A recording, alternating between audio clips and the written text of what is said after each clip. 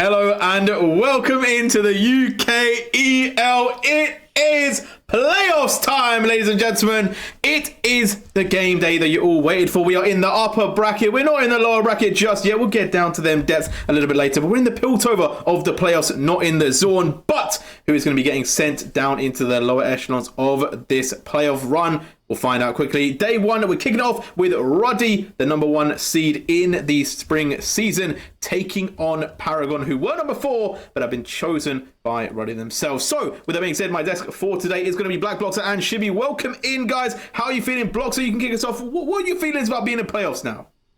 Oh, I'm so excited for the playoffs. I mean, it's been nice having the best of ones. You always get some crazy drafts, but I've been so excited for us to get into best of 3, see what the adaptation these teams have, because there's been a couple of players, who have been playing very, very small champion pools, and I want to see what happens when you get pushed during a best of series. And Shibby, how you doing? How you feeling? How does it feel for you to be in the best of 3s rather than the best of 1s? Similar to what Bloxer said. Best of 3s are just more competitive outright, right? The small champion pools, teams get exposed, players get exposed, right? Maybe there's some frauds among us in this UKEL playoffs. We might look to expose some of the players here that have had solid best of 1 showings, but when push comes to shove, they're not pulling champions out of their pockets. They're pulling lint and other things. Yeah, whoever is the fraud, get them out, vote them out. Make sure that we get who's among us, But the imposters will be found. Let's get into this game, right? Let's get into game number 1. Let's get into team number 1, Paragon. Let's look at the names if you haven't been here before. If you're new to the UKEL for the playoffs, we'll welcome in. We'll tell you all about the teams. Bloxer, talk to me about this team, right? It's been a bit of a switch up, a few new changes from a couple weeks ago, but all in all, kept the main core together. Yeah, we've got a few changes that we've been seeing. We had Timatopa all over the board, and Sack as the newest member. Hasn't shown us a lot, so that's something that you can maybe lean on, where you've got a bigger champion pool in support that we've not really looked at. But yeah, the main core, Refresh, Snipex, Timatopa, Last, and Sack is all going to be together, and this team has been really odd, let's say. They came in with a lot of experience together as a team, were the uni team for Exeter, so they know each other, and yet were just not good at playing together all of a sudden, and now they seem to have stopped being a great team in the early game that couldn't close out games. They're a lot better at closing out games now, but they're still having some starts and stops and stutters, and, they're just not quite able to get it all together, but that's in best of 1s again. It'll be interesting to see how they can go across the course of a best of 3. And for me, and I want to see how you feel about this one, Shibby, as well, it feels like they've got a lot of powerful units, but they're not always good at kind of connecting the cores to turn them all on to get the actual utilization out of those powerful segments, because I feel like all of the lanes can do a lot, but they don't always get the opportunity to, and it does feel like solo lanes are really, really important for this one. But Shibby, what's your kind of take on this team in general? It sometimes feels like their individual lanes, like you mentioned, or some of their individual players can get some solid lead, right? Can lane with the best of them, have the mechanical prowess, but when it all comes to kind of linking together, they're a bit desynced. Some people have a different idea. Other people doing other things. I think some of their Barons have been a little bit desynced, where you'll see some of them try to turn and others will try to finish the Baron and then they'll just throw, right? Something like that will happen. And that's like a common, semi-common occurrence for Paragon. And I think if they kind of tighten that up a little bit, one hive mind kind of play style and just be like, see hero, kill hero, listen to the call, I think they can actually come out with some solid wins like they did last week. Indeed, and we'll see if they can pick up a win. Obviously, it's a big ask. Ruddy, a very strong team, but we'll get to them in a little bit. First, I want to talk about the Zodiacs, right? It's Year of the Dragon. We got Smolder, but before we even get into that one, let's talk about another one. Aurelian Soul and Timatopa. Bloxer, we're going to roll the VT, but talk to me about this matchup. Oh man, I mean, Timatopa has just been such an interesting player for these guys. He's played in the top lane support, but has now found his real home into this mid lane, and has just been an absolute baller on this Aurelian Soul. You can see in this fight, the positioning really good, getting over the wall, just landing all of these abilities, and just the way that he moves around teamfights, I think, is the most terrifying part, because he gets a lot of focus put onto him, especially when you play Aurelian Soul, a relatively immobile champion. But he's constantly in just about the right point, always looking for that big Grand Starfall, and I mean, look at that one, managed to land on all 4 members. and just keeps himself over the wall, positioning himself with enough of a buffer between him and the enemies to be able to lay down that maximum amount of damage. He's good on a lot of these different positioning-based champions, things like the Corki, the Azir, but his absolute, I think, undeniable best has absolutely been this Aurelion Sol. It's so good, it fits his playstyle perfectly, and it's also in a really strong position at the moment. Yeah, we are definitely going to have a look at that. We'll obviously kind of broach that one a little bit closer to the pick and ban. But before we get further into these teams, into these players, let's have a look at the other side of the coin. Let's have a look at Ruddy. Let's talk about these ones. And Shibby, talk to me about this team, which I feel like if you're a fan of this league, you probably already know.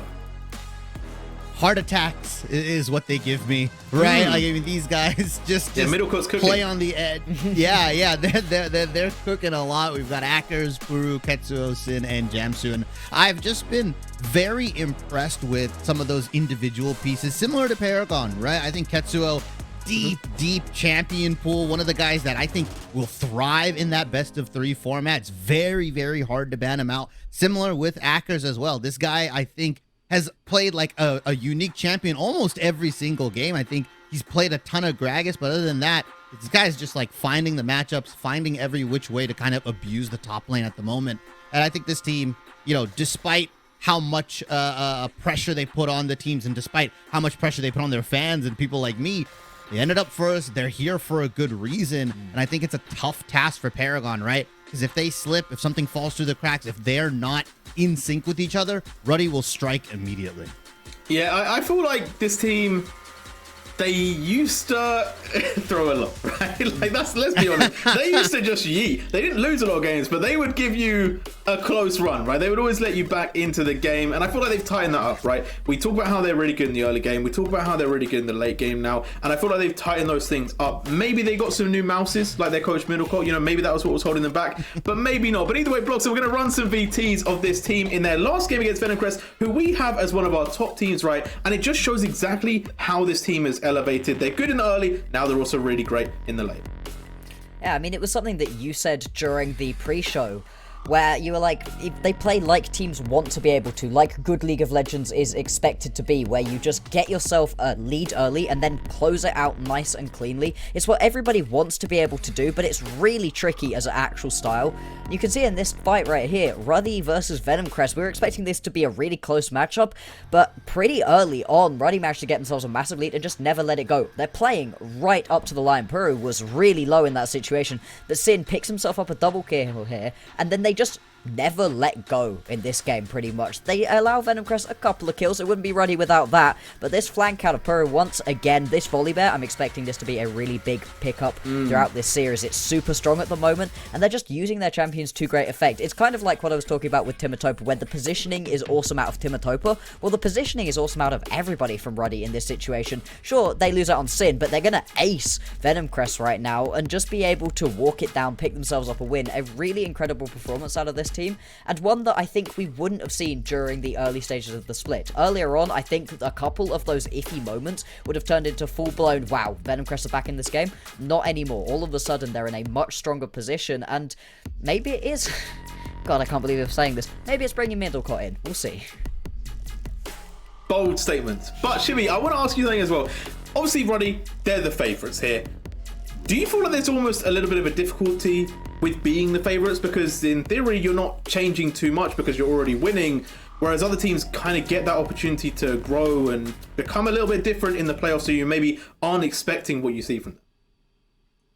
I think Ruddy's in the very unique position of, even though they're winning all their games, you could point to a majority of them and be like, yeah, you got to work on this part. Like, the dichotomy of Ruddy is that they're going to 2-0 Venomcrest in the regular season, but then split even with Versic, right? Our 5th place team. Like, that's just who they are. And yeah, for most teams, 90% of teams that have a 12-2 record, you'd be like, oh, it's very hard to improve on that. No. Ruddy have a lot to work on, or have had a lot to work on, right? And so maybe, like you said, it is Middlecourt coming in and then, you know, whipping the belt a little bit, kind of putting them under the burner. But I think realistically, a lot of teams are prepping for this. Paragon have had a week right now, and they've tried to figure out the Ruddy formula. It's just there's too much formula. There's too many little variables for Ruddy to properly prepare for them. I think they're in a really good position where they might look like a completely different team than we've seen this whole regular season.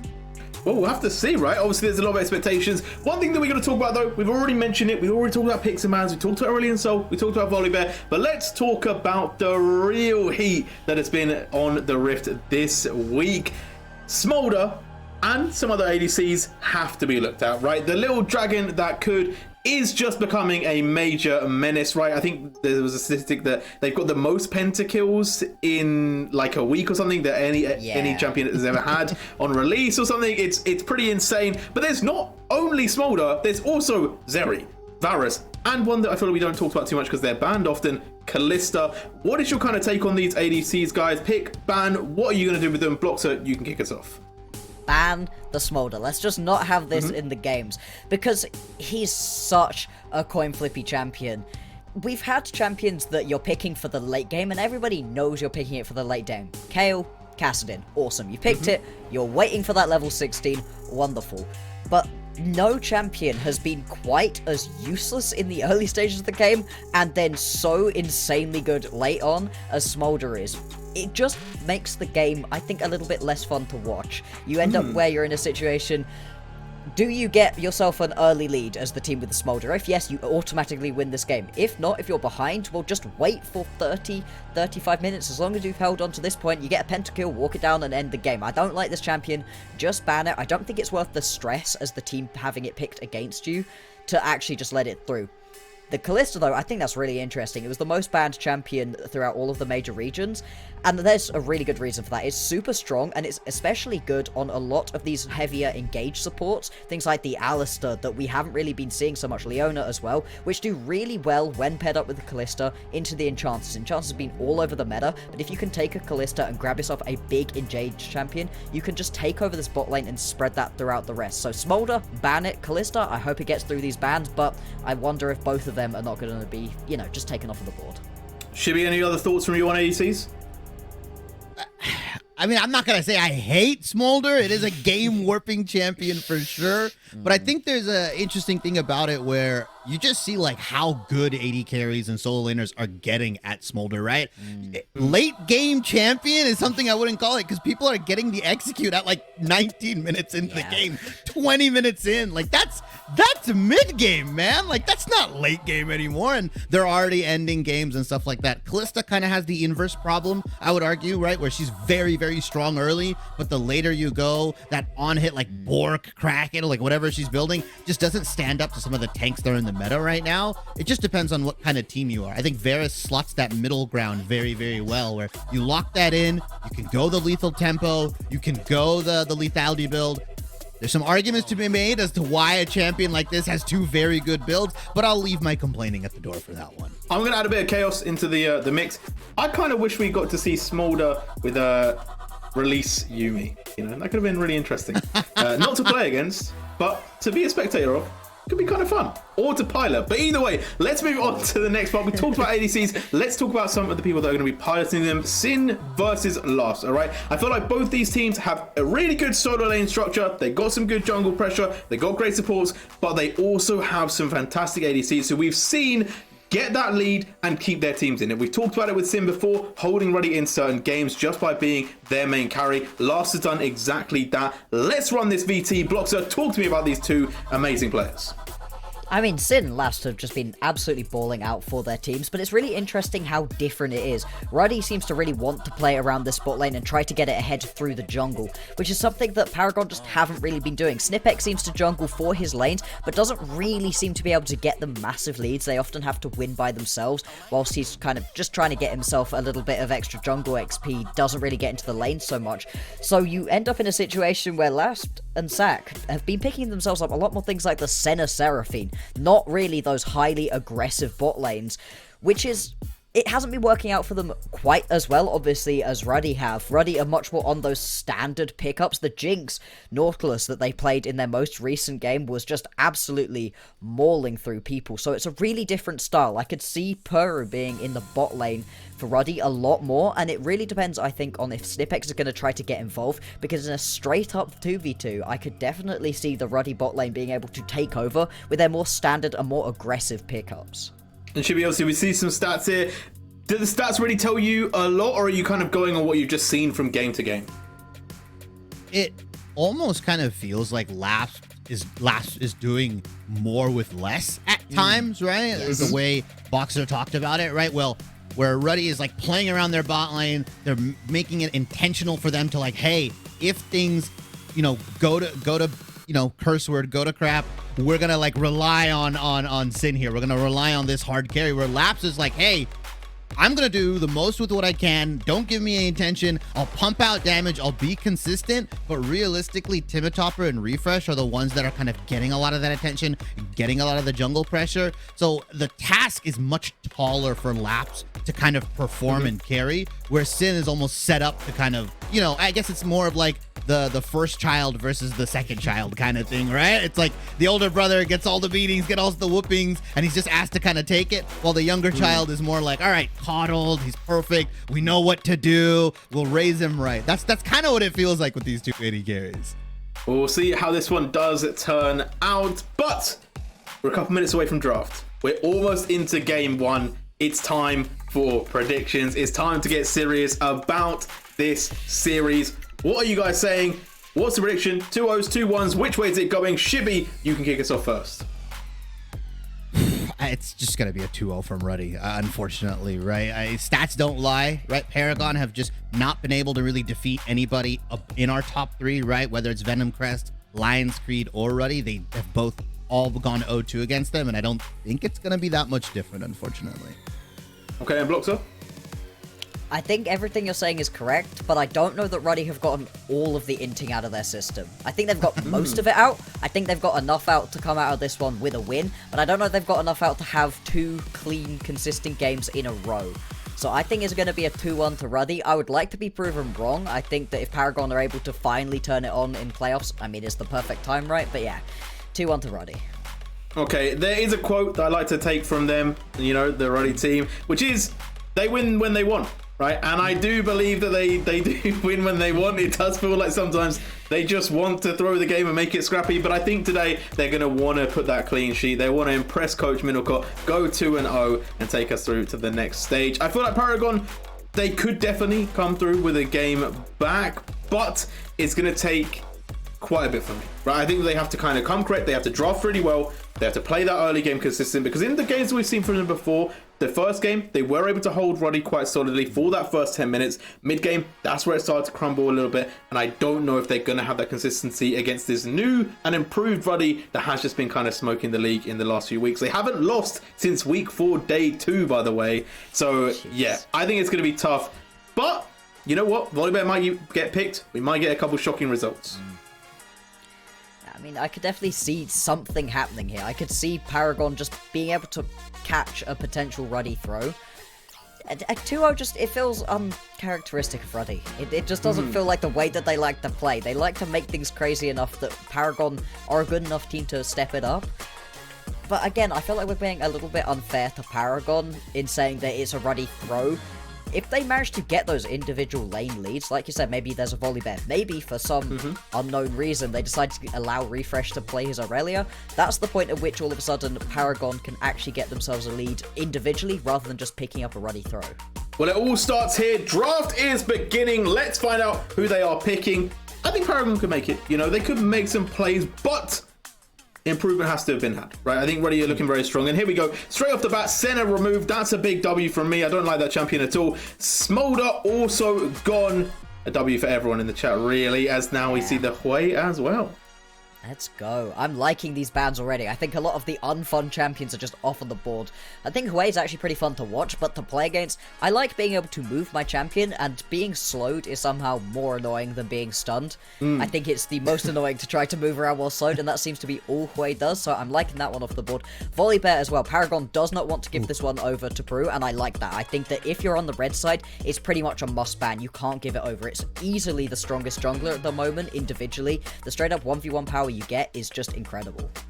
Carmel's take off the ball. They have banned Zac, so I'm interested about that, but the Varus coming through. We've seen Sim play it time and time again. Shibby, you got a lot of comments about it, I guess. I feel so bad for red side because you can go one of two ways. You can ban all the really OP stuff, the Smolder, the Volibear, Karma, or just try to open it all and say, we'll trade 1 for 2 OPs. It looks like Paragon's opting in for just being on the bad side and just being like, we're going to ban everything out. They're going to lock that Seraphine, it looks like here, or most likely Lapse. And I mean, they banned the Senna pairing out, don't get me wrong, but I think Varus with its flexibility and just how good it is, right? If Paragon index into more of these kind of sustained style team composition or more skirmishy, I mean, if Sin just opts in for lethal tempo, he's just going to fire away and get so much value out of this Varus here. Paragon kind of feel like they're in a bit of a hole right now because they have to draft the Seraphine. And if they lock this Zillion in, I love this champion. Please lock that thing in. Timotopper is really, really good on it. Oh. Okay. I mean, it's one of Timotopper's best picks. He hasn't played it in a really long time, but it could also go to Zac. You could technically have yourself a Zillion and Seraphine in the bot lane. Just concede that you're not winning it in the individual 2v2 and just play for those team fights. I do agree, though. Paragon feel like they're in a bit of a hole.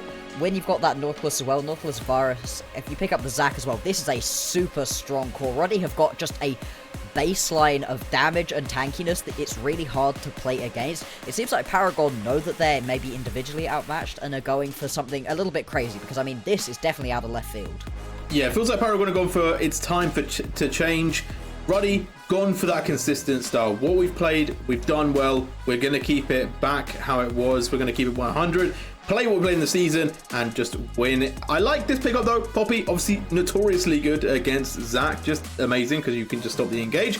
However, where is it going to go? Is it going to go top? Is it going to go jungle? It has a little bit of a home in both, and I like that they've kind of held off on not giving a free run for Akers in getting a counter pick. Absolutely. I mean, Snipex has played a lot more of the Poppy than Refresh has. I don't particularly like Refresh on these tankier champions. I think he's a lot better unlocked onto a Camille, an Aurelia, an Aatrox, something like that. But you do still have that flexibility. And to be honest, with the 3 champions they've picked right now for Paragon, they could go anywhere. I don't think that the Seraphian's in the jungle, but I've been proven wrong in a lot of situations. These bans that are coming through focused a lot more on towards this top side. I like that Aatrox being taken off the board. Refresh is just so good on something he can get a lot of sustain from, get into the back of a team fight and just be annoying for the entire time. Very interesting to see if the next ban is a Camille or an Aurelia. Those are the next 2 champions that Refresh really likes to play. Jax as well, though. Yeah. Could also be a problem. For Paragon, you need to just draft like late game hyperscaling solo lanes right now, right? Assuming this Poppy goes into the jungle, goes into Snapback's hands, you want to make full value out of the Seraphine Zillion, right? Potentially here, if it is going to be that bottom lane, hyper carry Jax, like J-Real mentioned, or Camille. These very, very strong late scaling solo lanes is what I'm looking for. I don't know if Jace is the route you want to go here, because if you go poke for poke against Varus, I think he's just going to outrange you ever so slightly. I feel like we're not getting the full value out of this Zillion heal, or sorry, the revive, if we're not going for something that can just live for so long, scales well into late, and just becomes a nuisance for Ruddy. Now, this could be a flex. It could be Jace in the mid lane as well. So there is still time. Ruddy are actually crazy, man. How have they gone and picked this man's Aurelion Sol as well? I've never seen Ketsuo play Aurelion Sol, right? Obviously, I'm not watching his solo queues or nothing, but they are just that team, right? They are them guys. They're going to pick what you like to play. They'll play against you. They did it against Venom Crest. They're doing it here once more. And it just spells another problem if they get to the late game. I don't know how you're dealing with this team, because Udyr as well, it's stacked. Oh, I really, really like this composition out of Ruddy. Yeah. Paragon has no HP shred. Vayne top, last pick, let's go. So strong. It's so bad. You go Kog'Maw. I'm sorry, it's not enough, man. Like, there's nothing. I don't think Paragon can Vayne top. plow through this health bar. It has to be Vayne top right now. This is Paragon cooking, but I wonder if they've gotten to the point where they've set the kitchen on fire. Like, if you lock in this Jack, sure, it's good in the individual lane, but you don't even really solo kill out onto the Udyr unless something goes wrong. They are going to lock it in right now. Paragon, they need kills immediately, but at the same time, they're looking to go late. This bot lane has conceded that it doesn't win unless you're hitting some absolutely just like Kobe-level bombs off of Zac. Maybe in that situation, you can begin to poke out. Mid lane, you're getting a little bit of outraging onto the Aurelion Sol, but the second that the Aurelion Sol has the R upgrade, you don't win that matchup either, and top lane, you don't really get solo kills. Snipex doesn't like having to gank lanes. I think in this game, he doesn't have a lane to gank. I'm not going to lie to you. I actually think there is a world Paragon can win, right? There is a world, right? It's not doom and gloom, right? We can't paint it out there as GG because Ruddy do scale, right? They do scale. Aurelion Sol's not online super early. Udyr also kind of takes a bit of time to get rolling before they become unkillable. If we're seeing this game go 30 minutes plus, I don't feel like Paragon can win the game. But there is a world where they can get ahead, right? Yes, the bot lane isn't super active, but Poppy can be, and you can also go AD Poppy and deal a lot of damage, by the way. So there is a potential for that. Jace also, if they do get ahead, can start to make movements, and the same with Jax, they can really turn over the lane. So if Paragon want to win this, they have to play a hard 10 minutes. They have to kind of close this one out by 25. They cannot allow any mistakes. They need to be clean, clinical, and fast. But Shibby, tell me if there's any other ways. J-Rule, is the world in this solar system or is it in another one? I'm just, there's no like HP shred, right? Paragon have to stay ahead of the tank curve, right? There's a damage curve is the tank curve. As long as Paragon's ahead of that, they get that like play hard 10 minutes, 3,000 gold lead, stack the dragon, start, accelerating the pace of the game, and Ruddy falls behind that, sure. But if they're down 1,000 gold, Udyr gets tanky, Zac gets tanky, Nautilus, even Ketsu on the Aurelion Sol, he builds 3 health items, right? Ryle's, Liandry's, Riftmaker.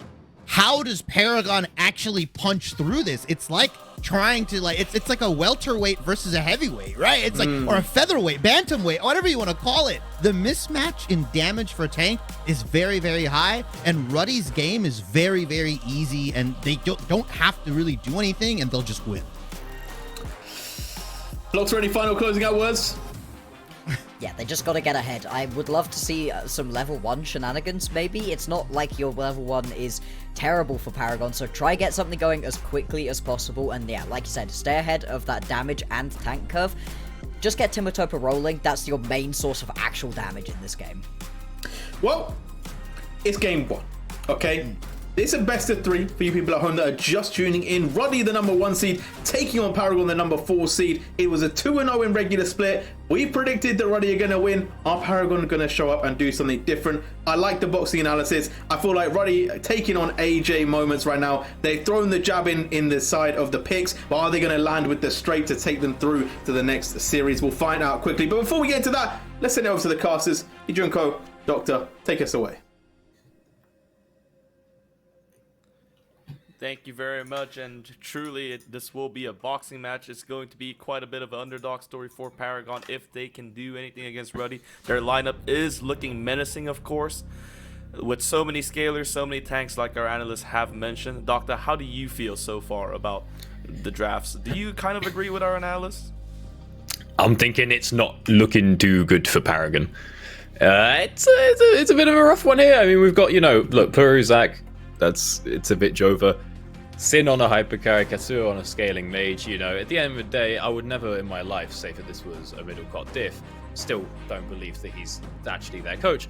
But ultimately, when you look at this, well, it's just like, fellas, if I've got Ruddy on my team, this is what I'm looking for. Maybe the only thing that's like a little bit more iconic would be Akka's Gnar or something. But yeah, Gnar, they do exactly the same thing. They're both just a guy who stands at the front and is a wall. So in that regard, off the draft alone, Ruddy are looking pretty decent. I mean, no, for sure. My brain definitely tells me the same thing, but in my heart, Paragon has the Poppy jungle. I'm just saying, man. That's one way to win me over, you know what I mean? Now I want Paragon to win the whole thing. They got the Poppy jungle. We'll see what the Poppy can do. Obviously, it's going to be super tough. I'm not really sure which angle you attack if you are Paragon throughout the early games, because it just feels like quite imposing. Just every lane, every matchup. Well, I think the tech here is we go for something a little spicy mid game, right? So I'm looking over this. I'm looking at the Paragon lineup. I'm like, right, top lane, Jack's got nothing going on. Jax versus Udyr. Anyone versus Udyr isn't really having. Oh God, it's a frog. No one's going to have a good time up in that lane, right? But it should be reasonably free, at least put fresh to scale up there. And then we've got big 2-item spikes coming through for Timatopa and Lass. And the secret tech is there. It is. Last picked up by Zillion. So Zac is going for this new little Warmog's Zillion tech, where you get super tanky, super annoying, and you just run around the place. And so I think the plan here is sort of do nothing for 10 minutes, 15, maybe 20, try to not fall behind.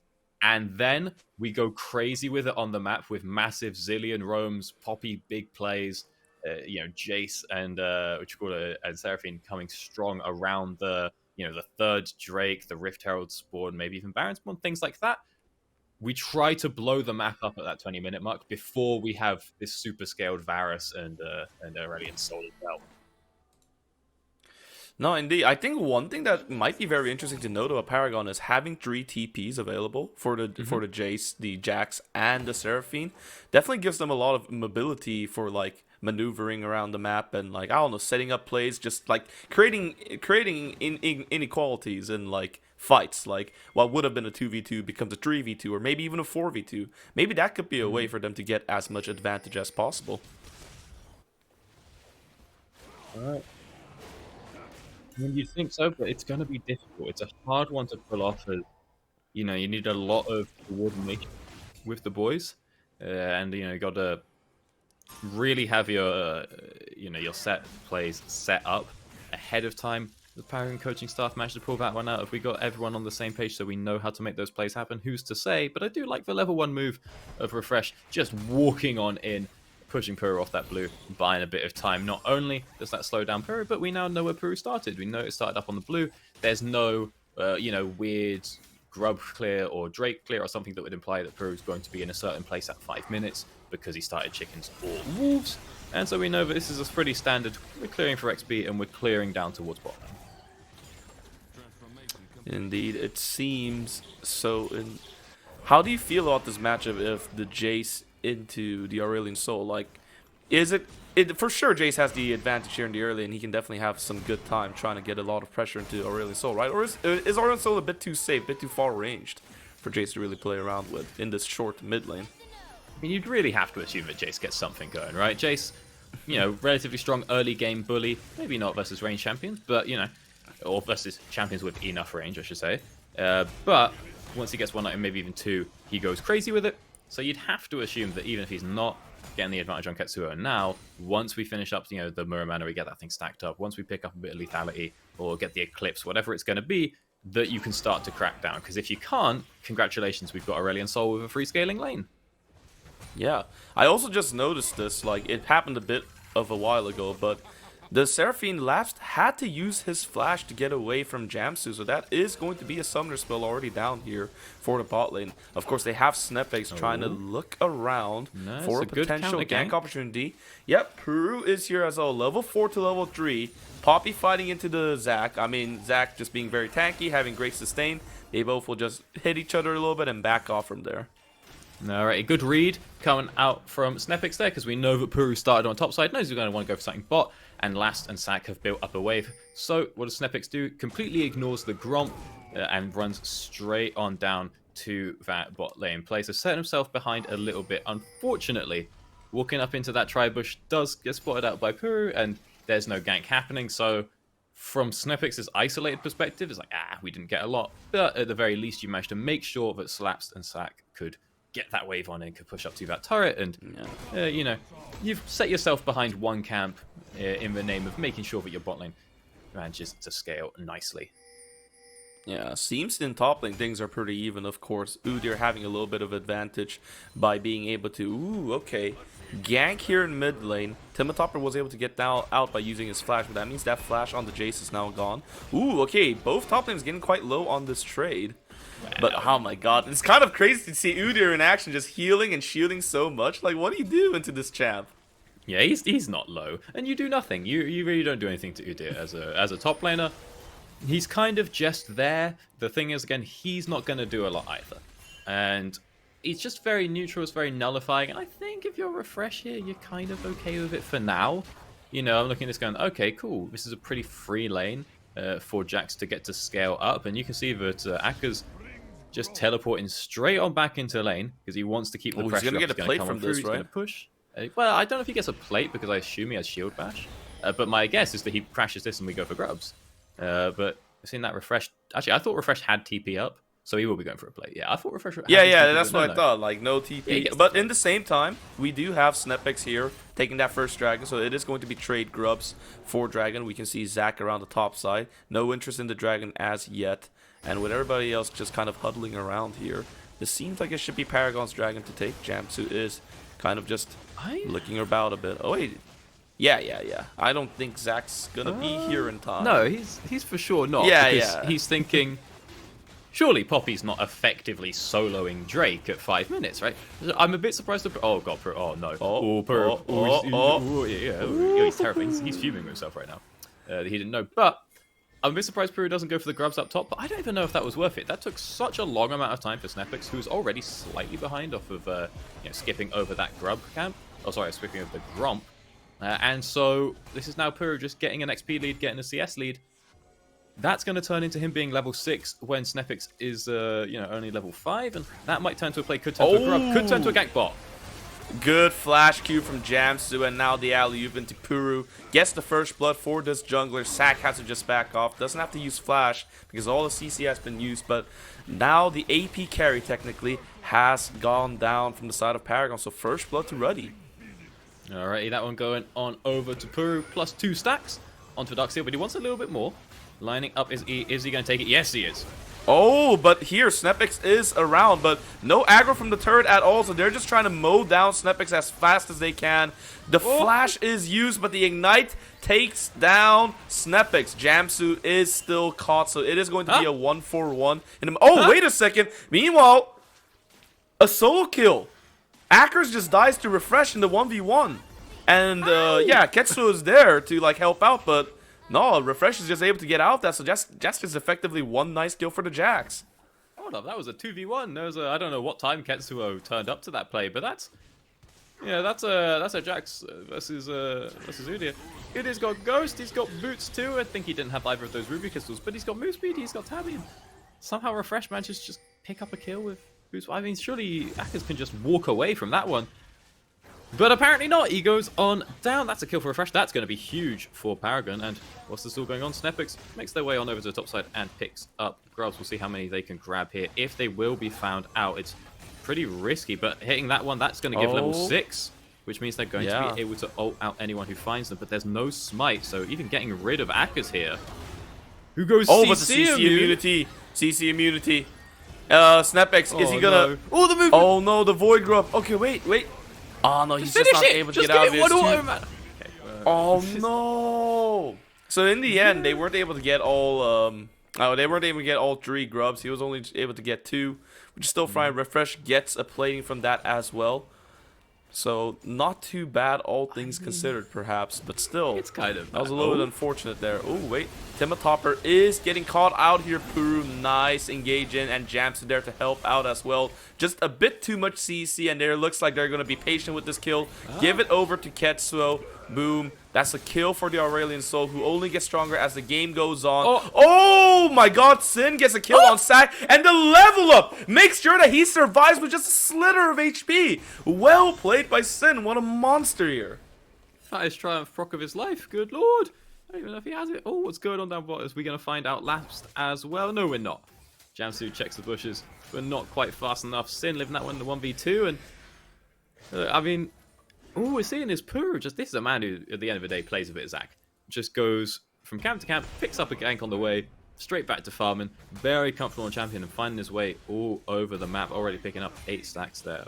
6 of that there Darkseal. As we're going to see exactly how this one went. So, again, there's just not really any damage. It's 100-0. And, it's looking okay, but we've used literally everything here. And there it is, Sack. He steps back in, getting tagged by the chains. He gets rooted up under the turret before he can even hit his own level 6. Puru, not going to make that gank happen, but heads right back into the jungle. And actually walks on down to the bot side, so the regank. Oh no, Timotopper, he might be just called out here. He wants to go in and deal some damage to Puru, but we talked about it, or I mean the desk did talk about the scaling of the HP, and it's just not enough damage at all to the Zac. He's way too tanky at this stage of the game, so that's just another kill. I mean, this early game, I thought Paragon was supposed to be in the lead, but so far, 3k gold lead for the side of Paragon. Huh. I Interesting. kind of thought the whole plan there for Snepix was to wait for Jamsu to hook out and then press W, and it's like a, get their kill, but apparently not. There's not actually any damage though still, even if they had pulled Baron off, because Last didn't have ult, so I'm not really sure what the plan is here, but I think we can see that there's starting to be a little bit of a jungle diff, in that every play that Puru makes works out, and a lot of the ones that Snepix makes don't, and then on top of that, Snepix spending so much time on things like that Drake, and like those grubs as well, where it's, even if they had been able to ult out Erling Narland, you still wouldn't have been able to actually finish the last one. You don't have smite, so it's like Snepix is committing to, I think, questionable ideas here, or things that start off good, or maybe they're like okay, but they're just not the best, but they're getting committed to. Whilst Puru just runs around and making seemingly only the best plays, as Drake does get started up, and we could see a bit of a 4v4 break out. Timatopper moves on in from the mid lane. Okay, I mean, they're all kind of defensively huddled up in this pit. Jack's TP. TP used by Refresh. It is going to be a 5v4. Soon a 5v5. A great charm comes into 3 people. Jamsu goes down. So does the Aurelion Soul. But Puru, my god, Puru and Erlang together. Oh, and Akers, but in the same time, Refresh gets the kill on the AD carry, but now he himself is trapped in this pit. Everybody from the side of Paragon getting lower and lower. Puru gets the smite. This is a 2v4, but there's just so much damage in the end that comes from Timatopper, and just like that, Paragon gets this team fight victory. My days, it's a clean ace going through. Well, we lost Snepix, but other than that, a relatively clean ace coming on through. 5 kills being picked up there. I think Ruddy did end up securing themselves that Drake, but I mean, it looked good for Ruddy when you get the 3-man stun, but there's just a couple of crucial issues here. One, the Drake, it's way too high. You see that Jamsu sends out this ult, and it's like, okay, that's either zoning or we're committing, but if it's zoning, it's not zoning enough. The Drake's on 3k, and then you get the fat stun here, but Sin is in no position to follow up. He ends up missing the ult because he's just too far away, but everyone else is committed onto the fight. Sin's stuck in the pit, he's getting soloed, and I mean, if you do any of that when the Drake is just slightly lower, maybe it works out. Or if everyone commits, but it's really right as the fight starts, Sin's walking to the back of the pit. He thinks we're finishing it. Everyone else thinks we're fighting, and unfortunately, he is most of the damage. So the fight ends up going on over in favor of Paragon. But off the back of the spawn times, we can see that most of the Ruddy squad have walked up towards the top side, and they'll pick themselves up 3 grubs as well. And coupling that with the 1 of 2 that were picked up by Paragon earlier, that means that nobody's going to be getting the little mites for this game. I mean, I will say one thing that's really great from this side of Paragon with those plays is that kills all went to relevant members of the team. I think Refresh now on 3 kills and Timatopper now on 3 kills as well. This is the right members, but they're going to need a bit more than that to win, because now they have basically Snepix, who got caught out once again, and now Sack might be soon to follow up as well, because he failed to stun here, has to use the flash just to get out of the situation. So no, I mean, Ruddy's still a formidable force, and they're still growing stronger and stronger as the game goes on. Oh, back another re-engage. Oh Yep. no! Okay, ultimate missed. A little bit of anti-synergy there between the AD carry and the jungler. Sin gets a little bit of poke, but he's gonna be fine. Oh, what? In top lane this time is Acker who gets the solo kill? What's going on here? What have I missed? Why has he got Hydra? What have I missed here? Oh my god, I thought Refresh was going for the Titanic. He wants a bit of lifesteal. We'll figure that one out later. There's another hook. Oh my god, there's another fight. Oh, Sin flashes forward to prevent getting stunned. Meanwhile, Snepix flashes in. Nice little bit of poppy tech there, I guess. A little bit clumsy, but in the end, Timatopper here gets a killing spree. We talked about the TP advantages. Those are coming in pretty hot. Ruddy's side were nowhere near to help out, but still, if we look at the losses just accumulating, it's still like a 3k gold lead advantage for Ruddy. They're kind of getting, in the end, like the wins from the long run. Alright, let's see what happened up top here then. Is this just Refresh getting baited by double W? Oh, it is. Oh, you hate to see it. Akku's buffing up that, gets the health, and actually, no, to be fair, it's not even a terrible trade. Refresh is still high health. What's happened here? What has gone horribly wrong for Refresh in this play? Yeah, okay, so far he's playing good, but what's going on? Oh, does he get greedy? Maybe that's what he gets. Oh, he goes for the tower? I do every game. Oh, he's done what I do every game, where you walk up for the plate and just the wave gets cleared behind you. Oh no, that's horrible. Oh, I make that play about 3 times a day. And most days I only play like 1 game. But That is a painful one for Refresh, and honestly, not a spot you want to be in. I mean, you know, he had a good thing going on. He had solo kills. He was somehow getting advantage in this lane. He sees winning those trades, and then suddenly he's not. Yeah. My Some God. misplays coming in from the side of Paragon that's really preventing them from getting a good lead into this game. They're still, I mean, it's 15 minutes into the game now, so we're getting kind of closer to the time frame in which like Ruddy will outpace and outscale Paragon, and they still have not gotten a gold lead. Jamsu gets a hit on the Timotopper. Oh, he gets hit by the ultimate too.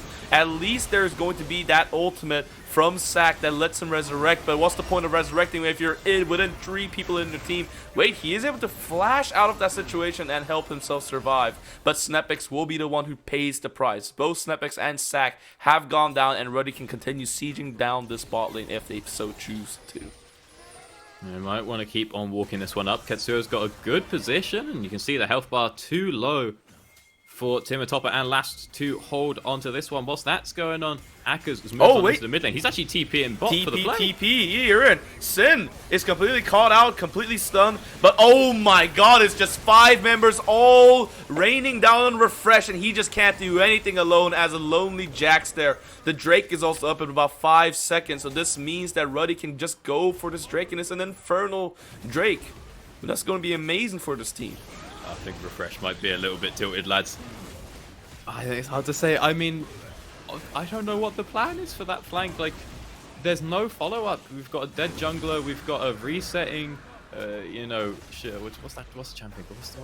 I'm losing my Seraphine. That's the one. I want to say Shyvana. I knew it began with an S. We've got a reset in Seraphine and Jace. Like, no one's coming to help on that play. And yeah, sure, he maybe nearly gets the kill, but that's not quite enough. And even going 1 for 1 there, you still would probably end up giving up that Drake. So that's all gone horribly wrong. Meanwhile, Snepix is up on the top side, and I think he might be able to get that one, but it's kind of hard to say. Because look at this. What's the play here? It's a 1v4, 2v4 with Sack. There's no Seraphine. Oh, she's miles away. There's just no real world that works out well for Refresh, and I think in hindsight he knows that. As Snepix manages to pick up the Herald during that replay, but I will also say, good lord, do I hate how Snepix has gone for, Sunder Sky, especially whilst they are behind as a jungler. That is, again, it's just not going to be useful. You're a W bot, brother. I know the team has no damage, but I don't think this is the solution. Oh? Yeah, okay, ultimate used by Jamsu. Refresh is able to at least hop away enough to get out with. It really does feel like perhaps Snepix is maybe a little bit unfamiliar with the Poppy and like how to exactly build this champion at this stage of the game. So yeah, that could definitely be a true statement. Wait, what's he? Nonetheless, looking at the game state, 5k gold lead now for Ruddy, and I mean the game's only going to get tougher as it goes on. So now it looks so hard for Paragon to do anything about this. I mean, yeah, it is not great for them. I mean, it just feels like they have no damage whenever they get a pick. They don't get a pick. And Ruddy doing a great job of just forcing onto them. If Ruddy get on top of them, it's pretty doomed. Now, it's hard to get on top of them when you're versus, you know, the Zillion with ults and movement speed, and you've got Poppy disengage, and you've got, Seraphine disengage. But the Zillion, the Seraphine, those cooldowns are still pretty long. The Poppy is sort of always getting caught and not in position, so she's not really able to disengage much. And if she has to ult to disengage, that's a long cooldown as well. Maybe once Refresh gets that Triforce, then we're going to see Refresh being a splitting push, and then Ruddy will actually be pressured. Because right now, Ruddy can just look for a weak engage. Paragon have to throw everything to stop it. And then Ruddy can just re-engage later if they haven't already managed to get a pick. So maybe Refresh as a split push threat will mean that if Ruddy fail the first engage, they now don't have time to wait for cooldowns to get a second one because they're going to lose some turrets. Tough situation here for Paragon, of course. Sack potentially caught out, at least with the Zillion. He is very fast. He's able to run away. But I mean, what is the Zillion really going to do in these situations? You can revive people, but you can slow down people. I guess you can stun them a bit, but like it's just not enough. They need damage more than anything. Yeah. And that's what I mean, right? You see that play right there. Puro just jumps into not a completely blind jungle, but definitely not the most secure jungle.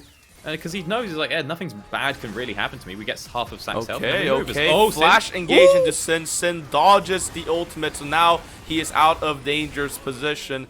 Refresh trying to get this kill, but he's just rooted. He's just completely collapsed on by everybody else. Sack at least makes sure that he can get the revive, but in the end, it's just not going to do much. And look at the health bar from everybody in Ruddy. Yes, Sin goes down in the end, but they're just they're just still also healthy. I mean, Akers, yes, a bit unhealthy, but look at that. Boom comes the ultimate, and just so much damage from the side of Ruddy now that they've all scaled up and they're all so powerful. At last, just trying to run away as much as he can, but a quadra kill for Ketsuo will signal the end of Paragon's hopes for potentially coming back, because now they're about to get the Baron. They don't even need their Varus, don't even need that % max health on hit ADC. No. We can easily tear through this one with 2 Leandries and Aurelion Sol as well. And again, there's just no damage for Paragon, but they're playing like there is, and Refresh is coming in for this TP flank, and it's just not what Jax does, brother. It's not what this champion is designed to do, and he's got Hydra first items. It's like, oh, he wants wave clear. He wants, you know, to one-hit a wave and make a rotation, or he wants to push and pressure turrets, and then what do we see from him for the last 10 minutes is TP flanks. It's like, well, that's not what you've built. You know, if you got like a Frozen Heart or even, you know, a Sundered Sky or something, so you can proc that 5 times to heal just to do something in the fight, but it's not happening. Look at this, he's in the middle of 3 people and there's just not really anything he can actually get done. And then everyone turns around because there's no damage, because there's no threat from the rest of the team. Nothing is stopping, you know, 5 people from, well, 4, Sin was already facing that way, but the other 4 from turning around and just collapsing on him. And it's just rough for Paragon. We seem a little bit lost. No, yeah. I mean, I think basically the moment Refresh died, there was no one else to really deal damage as a frontliner left from the side of Paragon, and that just meant that it just comes down to Timatopper, and if he misses like Qs and if he's not able to deal enough damage, then it's just over. That fight is just over, and now Ruddy, they can go for this 3rd Drake. They got the Baron. They can just push as much as they want all these lanes. Obviously, Refresh is there on the top lane, but that's not really going to matter much. I mean, really what it is that the only damage source is a poke champion, and it's poking into, you know, 3 tanks, and that's not really going to work out. Now, we've got the Herald has been deployed top. We're going to lose bot inhib, maybe mid inhib as well here, but, you know, Refresh could trade that as Snepix is just diving on into Sin, but would he actually be able to pick it up? Oh, he does! Okay, one well for done, one, well not done. too shabby. Refresh will be able to and charge Refresh this one back is in. pushing quite quickly here in the top lane. Like, obviously things are collapsing everywhere else in the base, but let's just forget about that for a second. Never mind. It's the center of the action here. Timatopper goes so low. Turrets are being taken down in top lane. And yeah, they're winning the fight. Oh wait, but here's Puro, and my god, wait a second. How does Zac deal this much damage? It's like my solo queue games. I just never understand where all these damage are coming from. In the meantime, here in the mid lane, there is the siege that continues on. Akers gets quite low, but in the end, obviously being Udyr, will not die at all.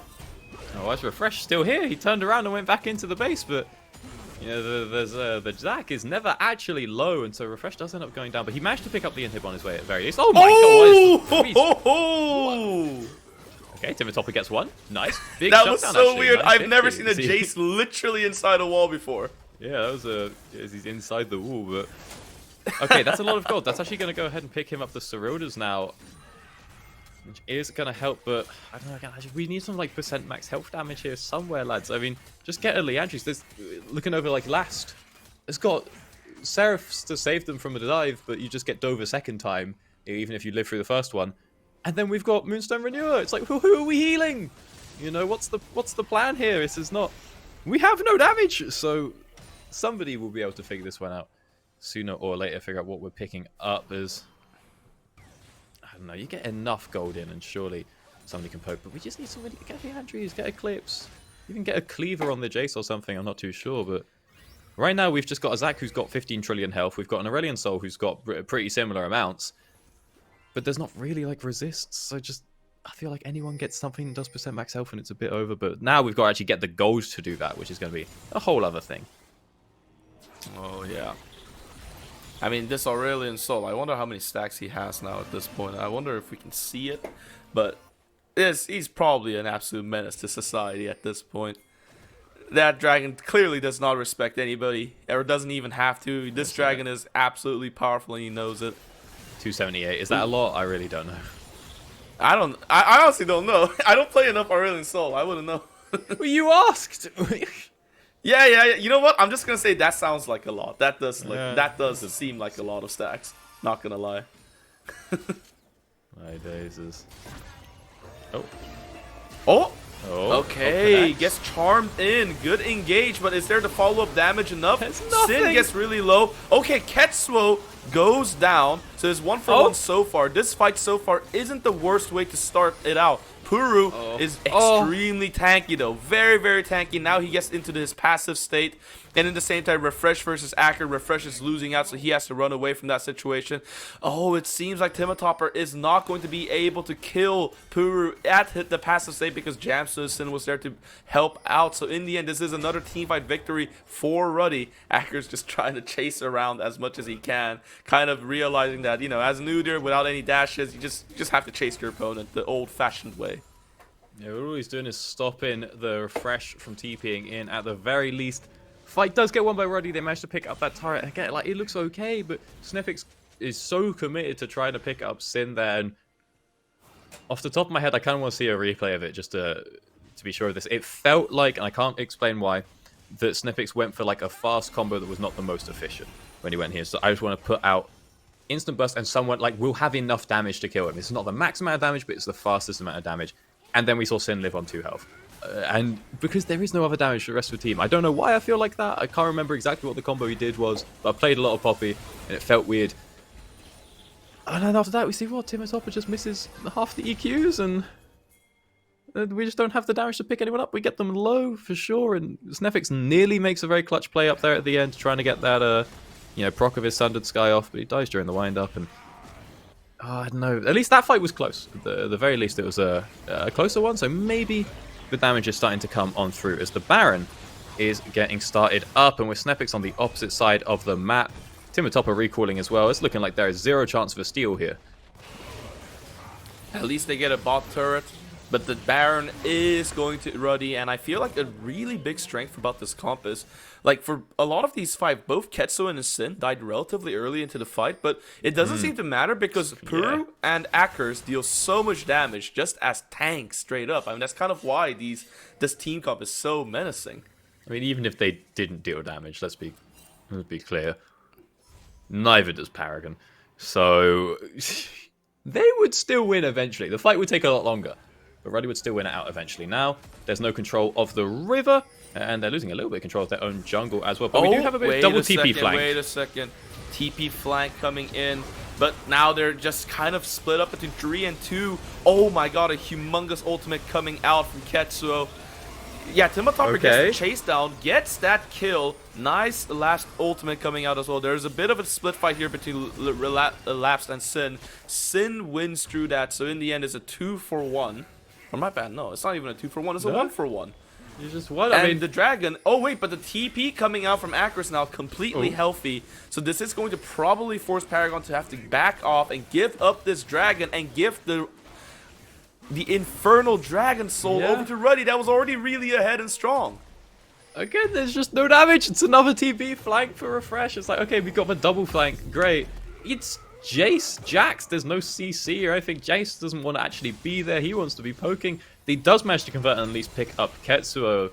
It's a close one, but he manages to get there. But then it's like, cool, we've just got Jax stuck in the middle of 5 people. And, you know, again, once he's used his E, he's got nothing. Like, there's nothing you can really do to stop. And Sin can just kite him out, throw out as many autos as he wants. There's no risk of being taken down there. And again, the fight's over. And if there was damage, maybe, when we jump on Ketsuo, he goes down instantly. And then it's a quick 5v4 as opposed to this sort of hodgepodge of, you know, 1v1s and 2v3s that we saw.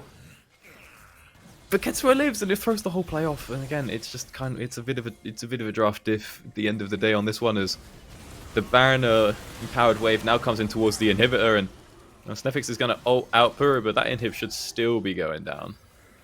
Nah, yeah, it's just too much that Paragon has to deal with. Too many HPs, not enough damage. Jamsu with a nice flash, trying to get Last. Last just flashes out himself. I mean, yeah, you'd stop the dashes, you stop a bit of the engage, but now look at all the follow-up coming through. Refresh gets resurrected, but in the end, it's just not really going to be enough. Look at Sin just absolutely mowing down Timotopper. Timotopper was playing so great throughout the whole game, but in the end, it's not going to be enough. And look at Puru. He's been all the way back there the whole time, and he's not even, like, down to half HP. Like, what's going on? These guys are way too tanky. And Acker's obviously just not dying at all. Absolutely immortal. And Ruddy convincingly, like how they should as the favorites, take down Paragon and takes game number 1 of this best of 3. Of course, that is an important note. It is a best of 3. And so Paragon will have another opportunity come on through to pick themselves up. You know, now 2 more wins to turn around that series. Because, yeah, I mean, we look at the draft, we look, it's like, okay, Paragon didn't have too much. I saw the idea, I saw the vision, but then we just see in course of how the plays were going that it wasn't working out. Like the idea was like, okay, we can get to like mid game a little bit, and then we can have turbo roam and turbo zone off of every objective. But we had to actually get to mid lane or mid game, and the way that the fights were being played out before that were being played like the comp was a very different one to what it was. We're trying to force things, we're trying to burst things. We just don't have that, so we never get to the point where we are strong, and it all sort of goes a little bit downhill from there. And on top of that, you know, we've got it feels like Refresh playing a little bit tilted in that mid game. He comes it back at the very least, but in the mid game part where he's looking for flanks and team fights on Jax, it's like, okay, so that's another misunderstanding of what our win condition is here, and it's not looking great. But nothing a rousing speech about the fundamentals can't solve. Coming through, moving on into the next game, if we switch it up or maybe even just change the draft to something that plays a little bit more like how the players were playing in that game. Yeah, for sure. I think if Paragon wants to get with an answer, it definitely starts with the draft. But enough about us. We'll see what the desk has to say about this game. Bring it on to the desk.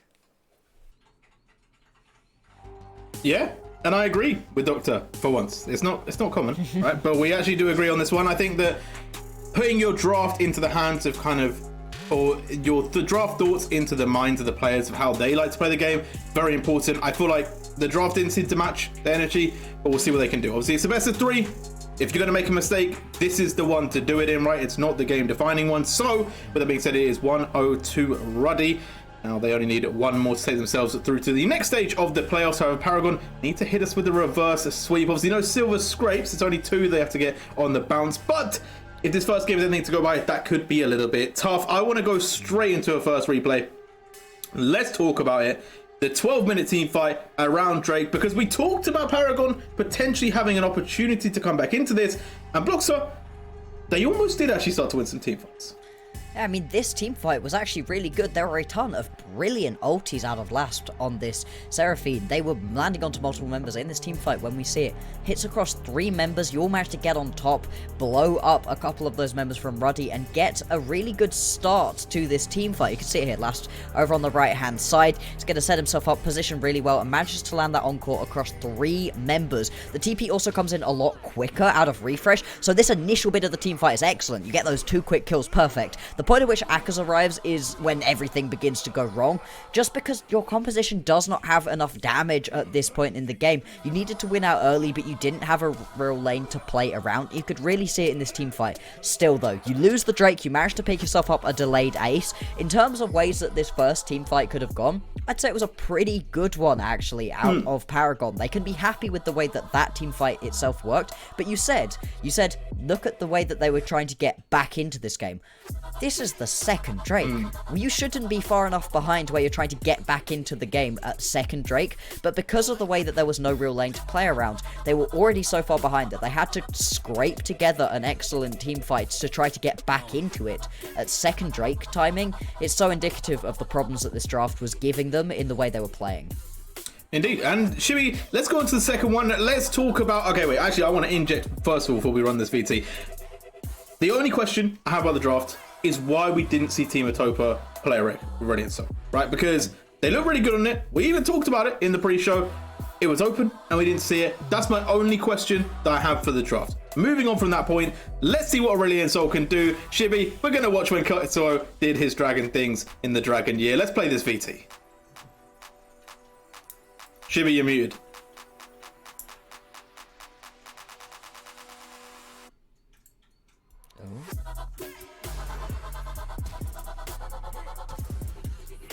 Okay. All right, yeah.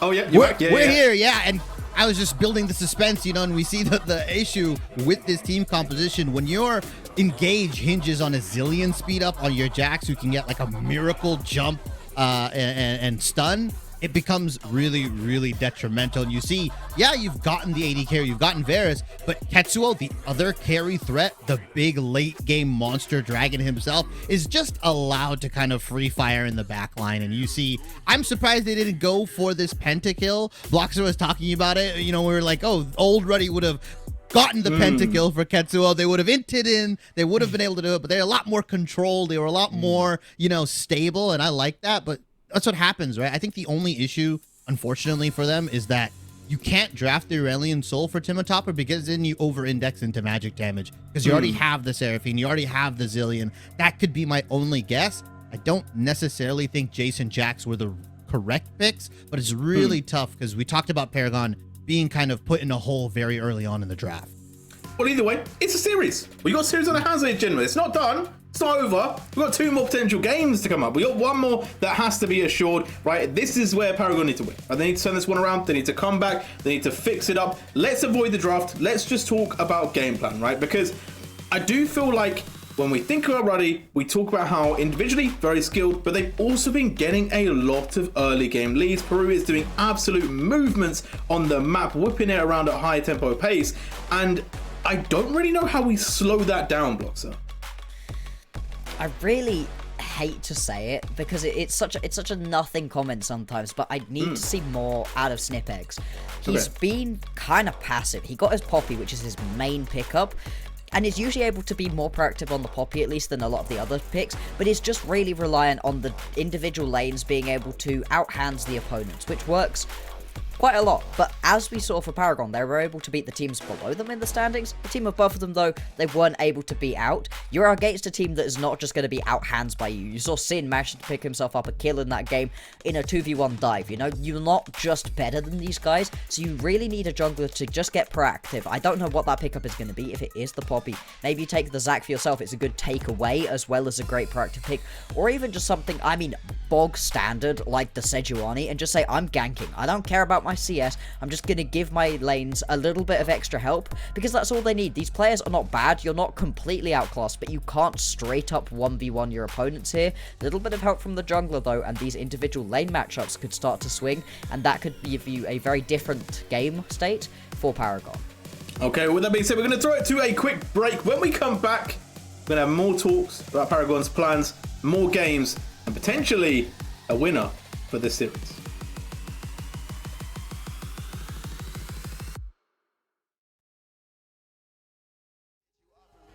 I produce all my own beats and I have no intention of losing my publisher, yeah. Independent individual, boy, I've been eating off passive residuals, yeah. Let's be professional. Thanks for your time, but I had to decline at that principle. I've been scheming up a plan, hey. I've been saving all I can, hey.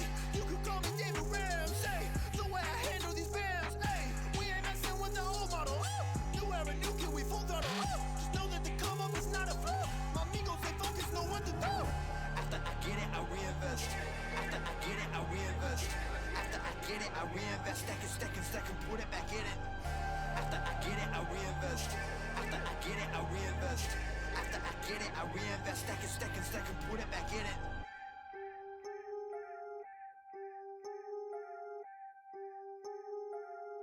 Yo, look, I ain't saying that I'm rich, cause if I'm honest, I've never been. But when I look at all these other kids, I feel just a little bit ahead of them. You should know the business is competitive. There's a lot of people that I'm better than. Even veterans ain't got the knowledge I do. I've been reinvesting all I ever spent. Stop pretending like you poppin'. Who been out here making profit? Told my mama that I got this. I wonder if she noticed what my job is. I don't know how I'ma make it, but I know no matter what, I'm finna find a way. All my homies finna eat and I ain't letting no one on my team look at an empty plate. Yeah. Went from a boy to a man, ayy. Every day been making plans, ayy. They don't really understand, ayy. Gotta look out for the family. I won't fall for any scam, yeah. Only worried about the fans, yeah. I won't compromise the brand, yeah. I've been saving up the bands, whoa. After I get it, I reinvest. After I get it, I reinvest. After I get it, I reinvest. Stack and put it back in it. After I get it, I reinvest. After I get it, I reinvest. After I get it, I reinvest. Stack and put it back in it.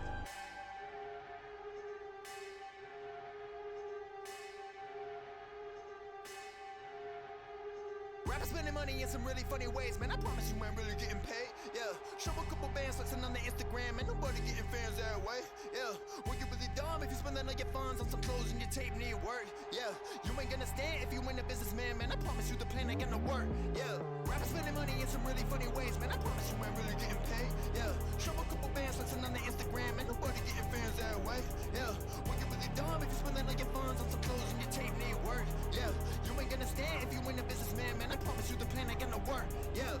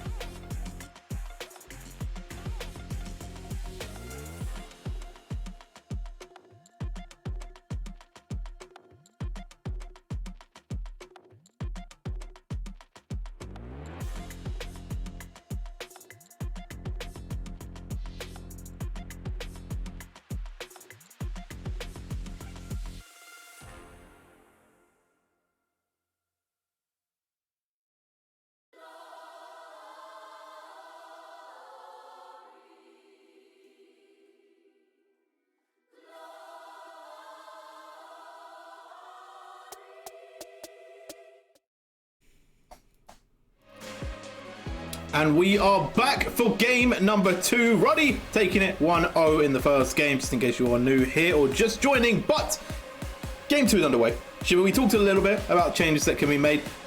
What are the big, bold letters for you for Paragon going into game 2, ignoring draft? I want winning lanes. It's kind of a draft bro, point. I said I'm Shibby. sorry. Yo, bless you. My bad. I didn't hear. My bad. Sorry.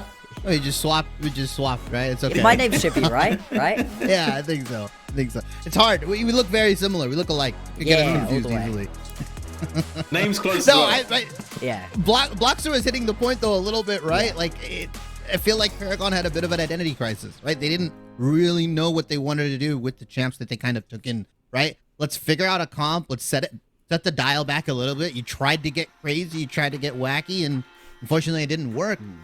Leave up those red side picks. I don't think banning Smolder, Volibear, and Karma is needed. Just do the 1-for-2 trade, run it, and see what happens. Because I think you having a base level of Karma Volibear into your draft versus a Smolder, we talked about how Smolder can warp games and everything like that, but you're in a much better position to draft a more flexible and better team composition if your building blocks are Karma and Volibear, right? If these kind of really OP champions. And I want to see Paragon kind of do that.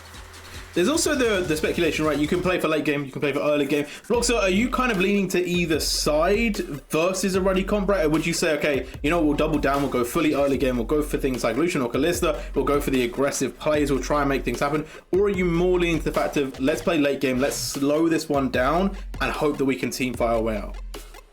I'd much prefer them lean into the early game, I've got to be honest. I think the Paragon have had some real issues with closing out games later on, and I'd rather they came into that late game with a big lead rather than having to fight back from a small deficit or even an even game state. I think try to play for that early game, get yourself a good lead, and then these decisions that sometimes Paragon have been making a little bit badly, just get that bit easier. It makes it a lot easier to play a team fight when you're up by 2-3k. You're just a little bit strong. You've got a couple more items. So I'd really like to see them lean into that early game. We keep saying it, the volley bear. Obviously, if I am Ruddy right now, I would love to just ban that one away pretty much immediately. Do not let it through. But there are other early game champions that you can pick. The Jhin, the Vi, all of these are things that Snipex has played. And then get yourself an early lead with some winning lanes. Then you get into these late game team fights in a position where you can actually play the game. And here we go. A few changes have been had already. Right, the center Maokai taken away by Ruddy once again. No side swaps, which I'm a little bit surprised about maybe. But on the other side, we are going to see the Zac. We are going to see the Varus, which is leaving open the pick. So you were talking about Shibby. They've left open the volley. They've left open the Karma. Smolder isn't going to be left by Ruddy. So yeah, maybe they're following your plan. Yeah, just trade. And now you don't ban the Karma out. You leave that up. If I'm ready, I just slam this, right? Karma is a very solid building block. You can run it top, you can run it mid, you can throw it in the support role. It doesn't reveal too much about your composition. It can go skirmish, it can go late. There's so many different things you can do here. The Sejuani coming out. Bloxer wanted Paragon to do it, but Bloxer, I think the monkey paw is going to curl. We might see Trundle for Paragon that I was talking about. If you actually sniped that one out in the green room, just knew that the Trundle was coming, that would be absolutely insane. The thing is, I could still just see Snipex wanting to pick up that Poppy. It's easily what he's most comfortable on, and you're in a kind of do or die situation. Obviously, this is the upper bracket, so you can lose out on this game. Talia going to be locked in. That one has been in both the jungle and the mid lane pretty evenly recently. I think I like it a lot more in the jungle though. It can be super proactive, but if you do just want to sit back and scale, you get to a point where you are dealing just so much damage. That worked ground with the Q, you can shred through whoever is in front of you. Ooh. Oh my god. Okay, I'm just saying this right now. If you took away the nameplates, I would think Ruddy are picking Twitch here. Yeah. Because Sin loves Twitch, plays it a lot. Big fan. So I am a little bit surprised that we're seeing the Twitch getting locked in by Paragon, but I do think it's been cooking. It got picked in the LPL today, so people are definitely liking it. There's definitely something with it. And Shibby, I feel like you know a little bit more about it than me. Yeah, I think these late game AD carries take full advantage of these like utility tank junglers, right? Like getting proactive early, all that stuff. I mean, just picking it and like sitting in the lane and just chilling is completely fine. Like you mentioned, Jariel got picked in the LPL. That's why things like Kog'Maw's coming back up, Zeri, all that stuff. But we do see the Ashe, Nautilus locked in. Twitch not going to have a fun time. As long as Nautilus just clicks depth charge, he should be okay. And this Taric coming in as a nice counter to the hard engage of Ruddy. He's got to be a little bit predictive on that Taric ultimate. But if he gets it down, he gets it right. Paragon have a really big window to just turn fights around immediately. And they've gone back to the banning thing to a played last game. I mean, I get what you're saying with the predictive on the Taric, but that is something that always worries me about Taric. He's so much better when you are the one being the aggressor. You know that you're going to go in 2.5 seconds. It's much, much harder to predict that the enemy is going to come running at you in 2.5 seconds time. So if you're ahead, I absolutely love this pickup. I think it's wonderful for Paragon. If you're behind, it gets a little bit harder, and especially with the hard engage that Ruddy has. That's something that Paragon has been missing in the last couple of games. Ruddy have it in absolute spades right here. All three of these champions they have right now can just go for an engage. That Ashe arrow, if it snipes onto this Twitch, he's dead within the 2.5 seconds it takes for that ult to come down. So it's a really risky pickup, but also if you do manage to get ahead and you can have an immune Twitch sprinting at you, I really like what Paragon are putting down right here. It's different, but I feel like it's cooking in a way that I see the meal plan you're kind of putting together at the end. Just saying, Aurelion Soul still up. Yeah. Also, please slam it. Slam it. Aatrox is still up. Also true. You can't get both though. You have to take one or the other here because it should be Ruddy taking the other one. Ruddy could get both. If Paragon don't pick it, Ruddy could get both. Don't do that. Yeah. Also, you have Talia, right? So do you want to index again into the magic damage? Or do you want to go double melee solo lanes AD, right? And you want to just kind of index into that. Although Talia Vi is a fine mid jungle 2v2. It slams a lot of them, but instead they're going to go for the Jax. So they're going to keep the Talia flexible, in my opinion, for this final pick here. Bloxer J Real, I'm not a fan of Jax. I don't like it. And they're just going to run Garen. Why not? This is such a middle core pick, I'm not gonna lie. This is the middle core draft right here. The Garen pick right here.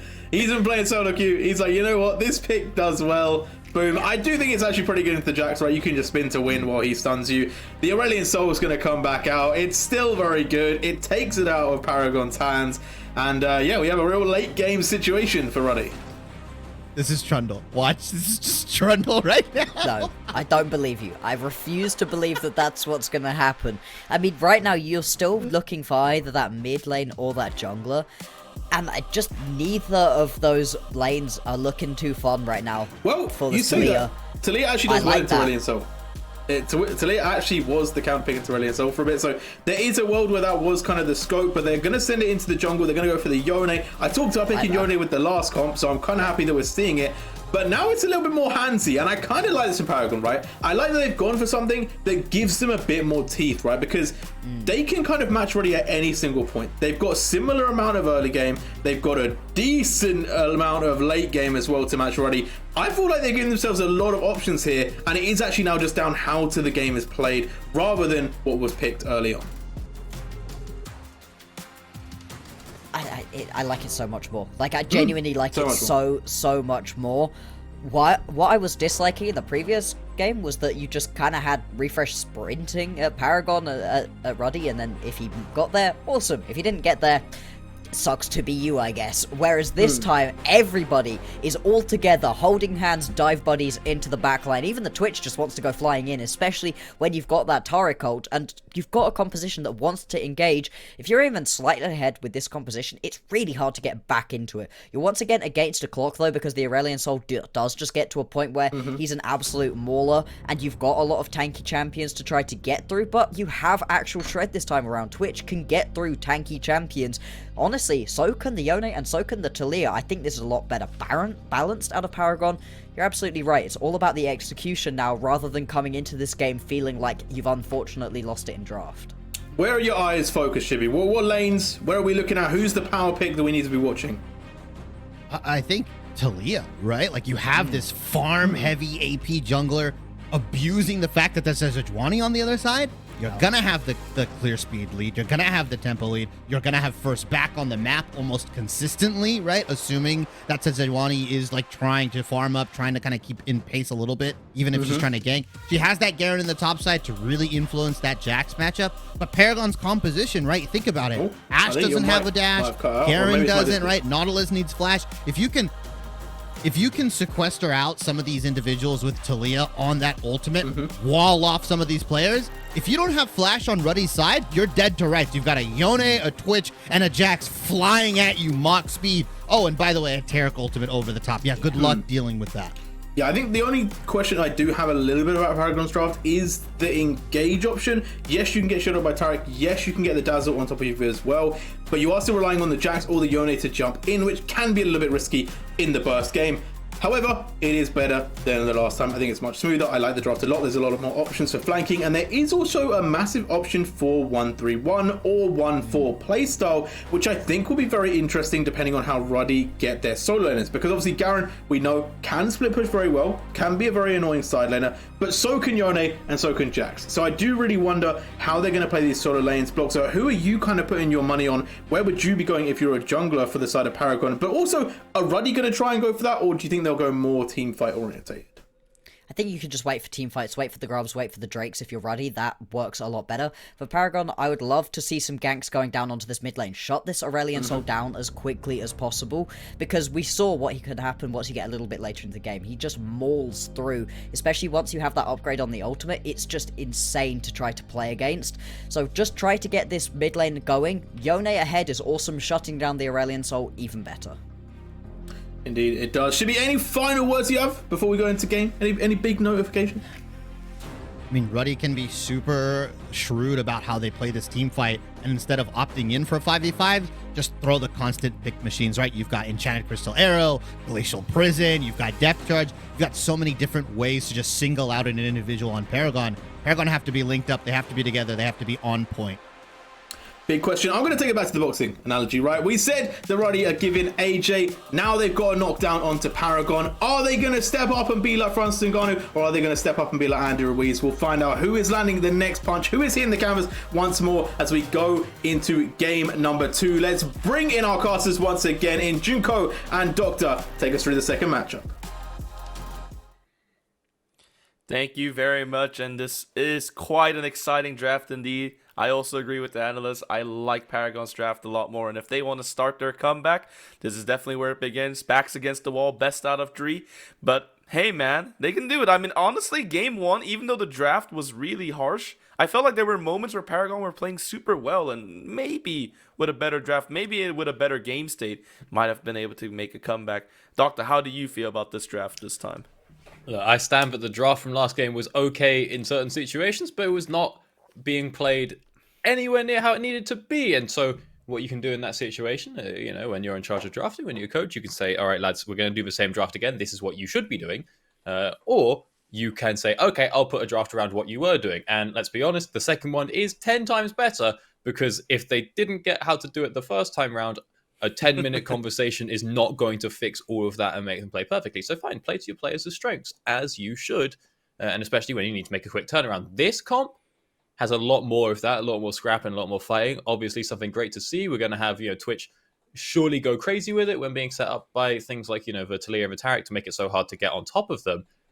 Don't love the blind pick Jax. Just instant slam after what we saw last game. I thought Refresh was not looking too comfortable, and that was not playing to his win conditions as Jax. However, that's one thing you probably can change in the span of 10 minutes is like, mate, just go split. It's fine, So maybe, as far as Jackson the comp, I don't hate it, but I didn't love blind picking it. I didn't love Refresh's performance last game, because now we've also got the Garen response, which is not a very fun lane for Jax. There are some worse ones, but it's not great because there's not really a lot you can do. Yes, you can eat his, his silence with your E, but it's a much shorter cooldown. So once you've eaten it once, he's going to come straight back and just Q you again. And then he's going to just slap you up with the judgment, and there's not really a lot you can do. You're kind of stuck on top of him. You can never Q in. If you Q in, you die. If you Q out, you lose creeps and you take a fair bit of damage whilst you're on your way out. And then at some point, you get nice and you're like, okay, this is it. This is my fight. I pop. Oh, I have all these resists. Boom, true damage. It's a bit Jova. So I'm not looking very forward to Refresh's chances up in their top lane, but hey, any resources that he can draw up there, as long as he's not getting soloed, as long as there's, the Sejuani getting involved. And then we also see Snepix, taking that pressure up from the top side and moving it down to the bot side, then we should be okay as we get kills in on towards that Twitch. No, yeah, indeed. I think you made a lot of good points, and I do think there is something kind of funny about imagining Garen being picked at this level. You have all these sophisticated players and all the playstyles they've mastered and these drafts and these comps, and then boom, just comes Garen, QE, spin to win, Unga Boonga, press R, bam, do the ignite, get a kill.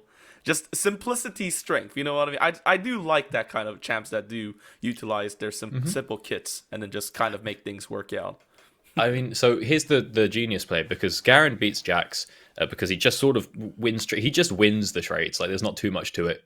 And then that means that Jax doesn't get to do the split push in the side lane and the 1v1 that he wants to do. Counterpoint, Refresh wasn't doing any of that last game. So this is big brain move because he's actually playing teamfight Jax, and now we have teamfight Garen. And we don't want teamfight Garen because that's useless. So it's a big brain play from Refresh, and he's mapped it out. He's seen the line, he's seen the vision, and it's not going to be these fights. It won't be 4v4s. It will be 4.5s versus 4.3s in Paragon's favor, as we have Teamfight Jax versus Teamfight Garen turn up. So maybe there's a little bit of cooking here. No, yeah. We'll definitely see in a moment before we get into this game. How do you feel about the Yone into the Aurelion Soul this time? Last time, of course, we had Timitopper going Jace into the Aurelion Soul. Ketsu hasn't changed anything. Still feeling comfortable with this dragon. But this time, going into the Yone. I don't know. I mean, Yon mid is a little bit. He doesn't have quite as much space as he would like to work with, but he's incredibly powerful when coupled up, with his jungler. And unfortunately, from last game again, we saw Snepix was not making the best decisions. He was getting stuff. Well, he was making decisions. He was, being proactive, but it was just never really the right move. Maybe, on something a bit more powerful, a bit more damage with the Talia and also with the Yon, those plays can work out. Things like those early Drakes, but I'm not really too sure. Now, if this was like Galul, sitting here on Yon, I'd be at refresh. No. Oh, buddy, no. Wait, no, refresh. He's just went completely in here. The Q misses, so a simple flash will do, and refresh gets out of that situation. However, that is, of course, the flash from the top laner versus the just flash of the support. Jamsu has the Hex flash. It definitely hurts more if you're Paragon. All right, yeah. Refresh gets out alive, but he's still not happy about it. You don't really care about Jamsu losing the flash down there. And even if he did, he's got Hex Flash, so he can just come out of bush and do something crazy. So this is now rush for Refresh. Refresh also going D-Blade. Like, bro, you can't fight him. You don't win if you're autoing him. But at the same time, I mean, I guess you don't really... No, you should go Door and Shield. But, like, either way, he's now got to play that lane out without Flash. And just to finish up what I was saying about the Yon, if it's Galul on Yon, we're going crazy in this matchup, right? We've all seen what that man does. But... because he's going to be pushing up, taking advantage of the lane, moving with jungle, creating pressure, getting control of river, making 2v1s, 3v1s, 3v2s, anything happen in their favor. Haven't seen such proof of that in this series so far from Timatopper and Snepix, so it could end up just being another free lane for Ketsuo, as you'll sort of see how these trades go up in top lane. Like, yeah, the Jax is, scaling on up, or he's got his attack speed scaling, he's got his grasp scaling, but you do that trade a few more times, and then suddenly you get Garen ulted. So it's okay for Refresh for now, but it won't always be. And of course, Akers, he can always just walk away and then just get the passive heal right back up to full, and he's chilling. So I don't know, Refresh, he's not going to have a lot of fun up there in that matchup. No, it seems like definitely bot lane as well for now will be on the advantage of Ruddy, obviously, with this Ashe outranging. The Twitch is going to be hard for them to get any sort of prio there in the early game. Mid lane, probably going to be quite even. I feel like both of them are quite happy with just scaling up. But I'm sure at one point Aurelion Sol will scale a bit too hard. So definitely Timatopper has to look into stopping that from happening. Seems like both junglers are moving to the bot side here. Want to play for their bot lanes. So we'll see how well that goes too. It's a horror. It's a disaster. Oh no. So yes, Timatopper is going to have something good going on when he gets, Zergs. He's going to have a nice little spike through the first buy. But I think even just cutting the camera mid for 3 seconds there just to see that play, and I'm thinking, like, what's the plan there? It's walk up, press Q, E backwards, get no damage out of the E, miss 3 minions, call it a day. Like, I feel like Timatopper is not too comfortable, too confident in this matchup here. And I know he's plays a mean Yon from what I've been told, but that didn't look great. And of course, that's just one trade 3 minutes into the game, fine. But like, it looked a little bit scared, Yeah, I mean, for all we know, that's the great thing about series like this, right? Where it is best out of 3, because the previous game, that can definitely influence the way the current game is played. Perhaps Timatopper is feeling like how things went previously. Ooh. Oh, wait, okay. We get an engage here from Jamsu, but nice knockback from Snepix. Will force the flash out of Sin, and it is going to be enough the damage for that first blood. In the meantime, Refresh getting quite low, going on to Akers. We definitely talked about that trade. This is definitely in favor of the Garen for the moment. My god, wait. We look at top lane and just note how the trade was last time we saw it, and then we bring up the fact that, Refresh had used a biscuit and a potion, and Akers had used neither in the time that lane was going on. Akers is full health and Refresh is forced out, even though Akers had been on such a small amount of health. Like, he sacks a couple of creeps early, he lets that wave come in, he heals up to full with the passive, and then it's a bit doomed for Refresh. Refresh having now teleported right back to lane as Puru gets here. Snepix will spot Puru out. Yeah, action here in the top lane now. Akers trying to go into Refresh. The Ignite is used as well, and Refresh is getting quite low, but will it be enough? Okay, the flash auto gets in, but he dies to the turret. In the meantime, Akers is getting chased down by Snepix. Snepix has both red and blue, so he should be able to get this kill, no problem. And that is going to be a kill going to the Talia, a double kill. Paragon, for the first time in this series, has a substantial lead against Ruddy. Okay, a couple of kills coming out onto Snepix. Takes a while, but they get there, and they will be able to pick up at least one grub. Let's not make the same mistake as last game. Just take one grub and be cool. Maybe two. But committing to all three when you don't know for it. Look at that, he walks away. Snepix Oh my god, they're learning! Learning! It's like the bot from The Incredibles. Where every time he learns from each villain that he fights, or hero that he fights. But... Oh, okay, here comes the Ketsuo getting ganked by Timotopper. Jamsu with a nice hook, but Timotopper, oh my god, Ketsuo gets so low. A little bit more damage there, he definitely would have gone down. Now Timotopper gets level 6. So far, Sack and Timotopper playing well together, playing aggressively, causing 3 members to have to help out Ketsuo just to survive from this onslaught. In the meanwhile, here in top lane, Acris is continuing to pressure the top lane tower. He knows he can just sort of walk up and free hit that one. Refresh, you know, very much would rather have the cannon, but he would rather have damage on Akers. Akers going to heal up anyway. Fortunately, Akers does manage to actually just get the plate. He can walk up and take that one. You know, you might think you're at a little bit of risk of getting Talia ganked or maybe ulted if you don't know her XP. So he's just going to go up, get the one plate and back off. But it won't turn into any grubs for Ruddy either. So Paragon, they're kind of okay with it. You're just like, okay, cool. He gets a plate, but Refresh catches the whole wave. Refresh is now slightly up in CS. It's a, you know, a minuscule amount. But given that he just TP'd back to lane and instantly died, he should be in a pretty much a significantly worse spot than he actually is. So he'll be okay with that one, at least for now. Though, again, of course, the lane is not going to be too friendly for him.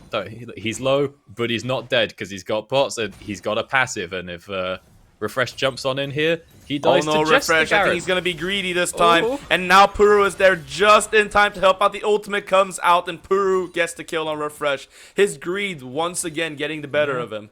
I think even without Puru there, there's a chance that Akers turns that one around. You know, if he doesn't have the E in time, or if Akers gets a good time W, it's just a bit of a dead. Okay, great ultimate from Snepix. Way more proactive, way more confident than last game. This is definitely a much more better glow up coming out from the jungler of Paragon. Puru, in the meantime, with the cross map play, takes down the other 2 Void Grubs. So, I mean, yeah, just much better play from Snepix all around. Alright, and then after that, he's moving straight on over towards the Drake. He didn't have a huge amount of mana off the back of the play, so I don't think it's the fastest Drake clear in the world here, but that shouldn't be too important. You know, with the grubs having been picked up, Paragon know that Puru is not really in the area, and so you can see this Drake is still being done. It's taken a long time to get through it, even with a bit of help from Twitch. That's a high health Drake, it's still at 1k, but it will eventually go down as a nice ult. Oh my god, the ultimate comes down from Timotopper, dodges that ult, and now the spray and pray from Lapsed will be enough to take down the mid laner. They even get the Dragon Paragon looking way, way better than game 1. I mean, this is definitely the Paragon everybody was expecting to see today. Alrighty, they're making a few more moves. And a little bit further up on the board as they pick up some plates, pick up a Drake, and get a couple of kills as well. Gotta be careful, that is the ult and the ghost out of Lasp, so I'm a little bit worried that Jamsu doesn't just walk into lane, hit 6 and flash ult him. That could be a kill, especially if Sack isn't close to level 6, but once we get past that window, once, you know, Sack hits level 6 as well, we should be alright and safe down there. So, should ultimately be looking pretty good for Paragon. You can see they're sitting pretty about, you know, 1,000 and change of a gold advantage alongside their Drake. If they can turn that into 2 Drakes, maybe 3, then they're having an absolute banger of a time. We'll point it out once again. Refresh is building a Tiamat. I don't love that. I don't know where he's I mean, going I will with that definitely one. say one thing that is really, really nice that I am appreciating a lot from the side of Paragon is I feel like they're just way more decisive from this game compared to game 1. I feel like in game 1 they were making a lot of like indecisive decisions. There was some, you know, like lack of just like proactive plays overall. This time they're just going way harder in. Last is getting caught up by Jamsu because Puru is behind, but Sack with a nice bit of front line there will make sure that Lastpin can get out. But can Sack himself get out as well? Yes, he will. So that's just a well-dodged gank from their side. Snepix is here to counter gank if needed be. Lovely stuff. We managed to all walk it out, though we do not actually have level 6 for Sack and not for Jamsu quite just yet. They're going in again.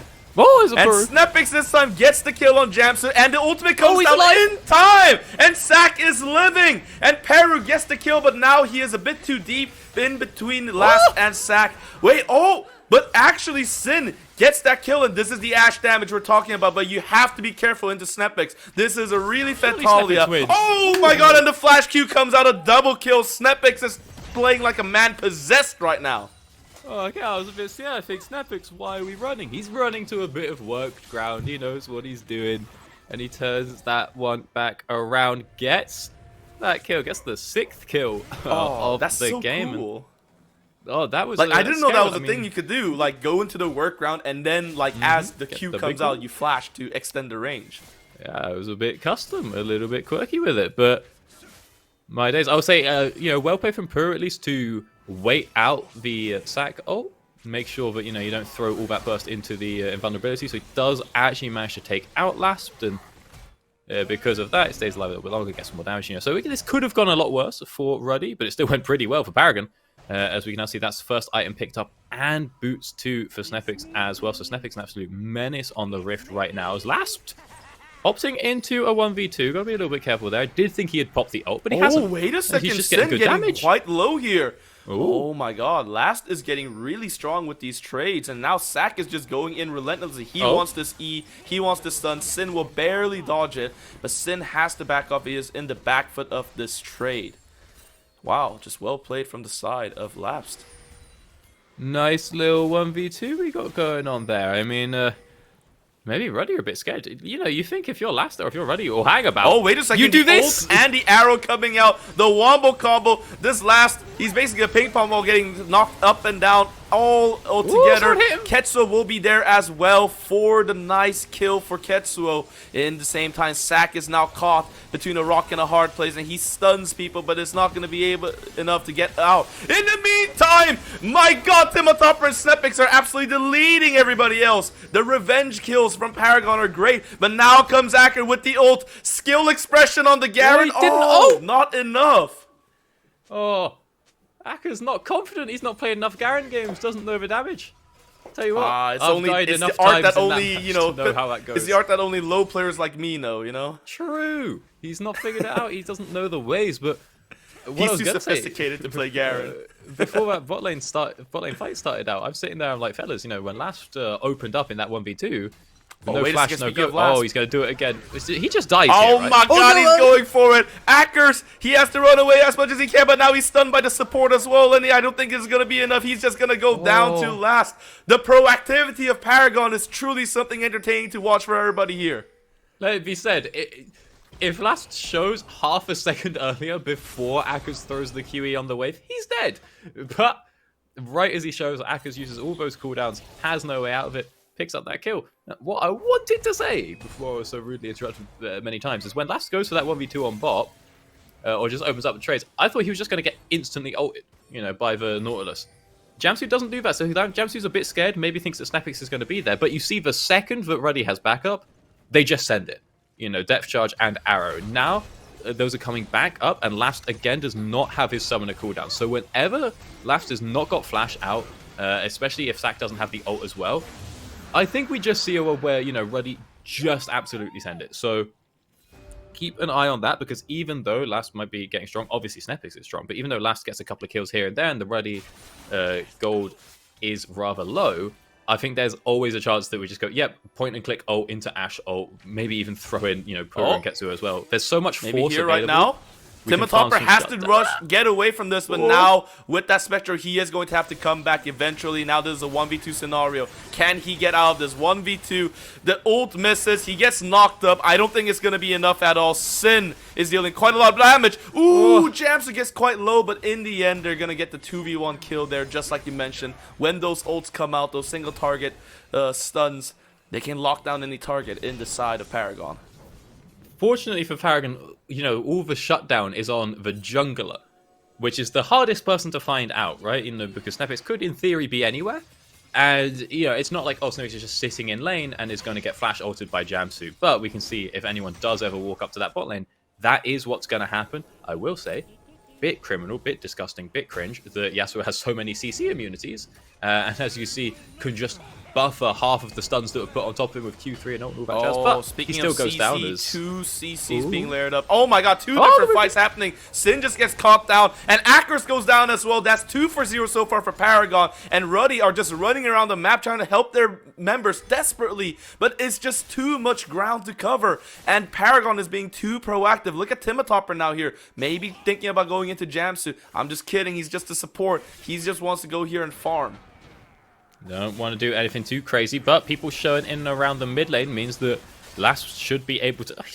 Why can he do that? Last is going to be able Good champion, to go ahead and good, pick well up balanced, top well balanced. You know, I don't care about the E. It's the fact that the ult, even if he gets stunned, will still get all the CC off or all the extra autos off, and that the Q3 just keeps going when he gets stunned. It's like, cool, this guy just has 3 CC immunities, 2 of which are CCs themselves. Seems a bit unnecessary for a, you know, a fighter, for a critical strike-based carry. But hey ho, gets away with it. Pressure's up mid a little bit. Last did manage to pick up that turret on bot lane and is making good progress towards that Hurricane.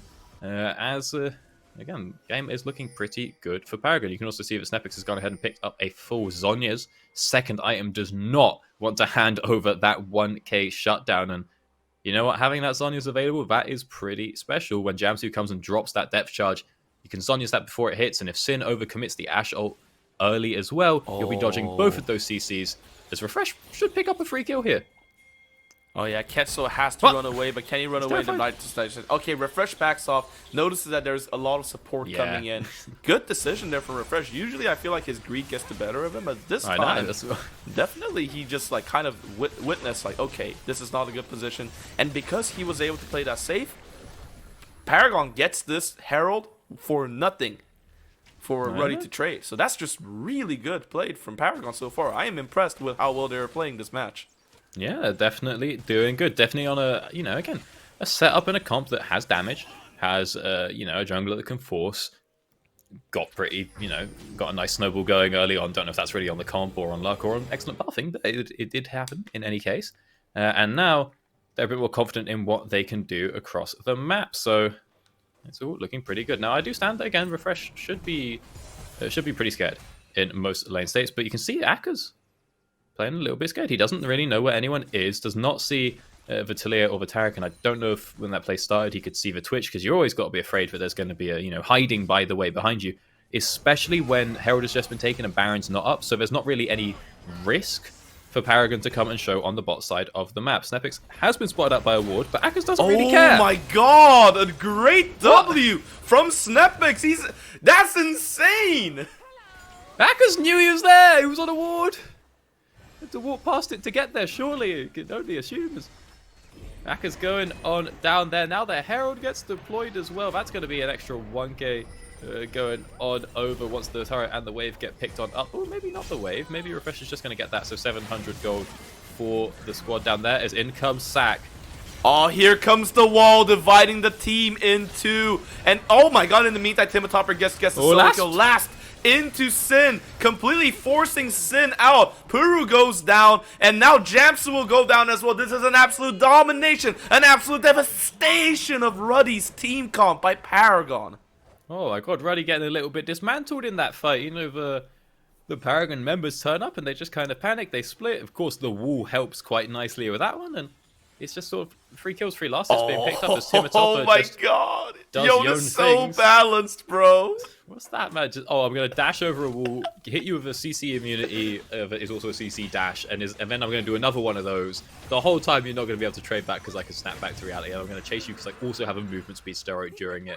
And then at the very end, once you flashed out, you're going to be slapped by a bit of true damage anyway. So, oh, what a champion. What a time to be alive. But he only gets that kill. He doesn't get any more. He backs off after that one. And so he will not be picking up that tier 2 turret. A little bit of extra gold that is saved for Ruddy there at least. As after picking up the bot tier 2, Refresh, he's going to reset and set his sights over on the top one. Now, he doesn't have Sheen yet. He doesn't have Triforce, so he's not going to be putting too much of an immediate threat onto the turret. Well, he's still putting a pretty meaningful one. But it's not like he's going to get it in 3 autos. Oh, he's doing it again. But this time he hasn't stacked his Q. Again. Oh, he never stops. Ketsu, you have to run away. Have to use he's the CC immune. Look at that. Oh my god, Christ. Ketsuo just having to use the ult just to simply get away from Timotopper. He didn't even have to use Flash. I think if he used Flash, maybe he could have just gotten that kill, but instead decided not to. They're trying to get a kill here on Refresh. It's a 3v1 situation. The stuns are stacking up. Refresh uses the ultimate. The stun, the Flash, the Q. Puru gets CC'd as well, and now comes Timotopper, the mid laner himself. That's the Yoda. Oh my god, he's popping everybody up like cherry right now. And just like that, Akers goes down. Jamsu is going down as well. The onslaught from the side of Paragon. They group up so quickly. My god, what a dominating game 2. What a glow up from everybody at Paragon. Just running down Ruddy members. I feel like, you know, Akers could have turned around at some point there. I mean, there's a couple of moments where you think, you could get a good trade, you know. Fight back, but he's just running, and that's the joys of Garen in the team fight. If he's not turning around, throwing out damage, he's not really offering a whole lot of anything. The Baron will be secured off the back of that one. We've absolutely exploded this lead for Paragon, now up to 12,000 gold in favor of Paragon, and hitting up on those 2, sometimes even 3 item spikes across the board. It's looking pretty good.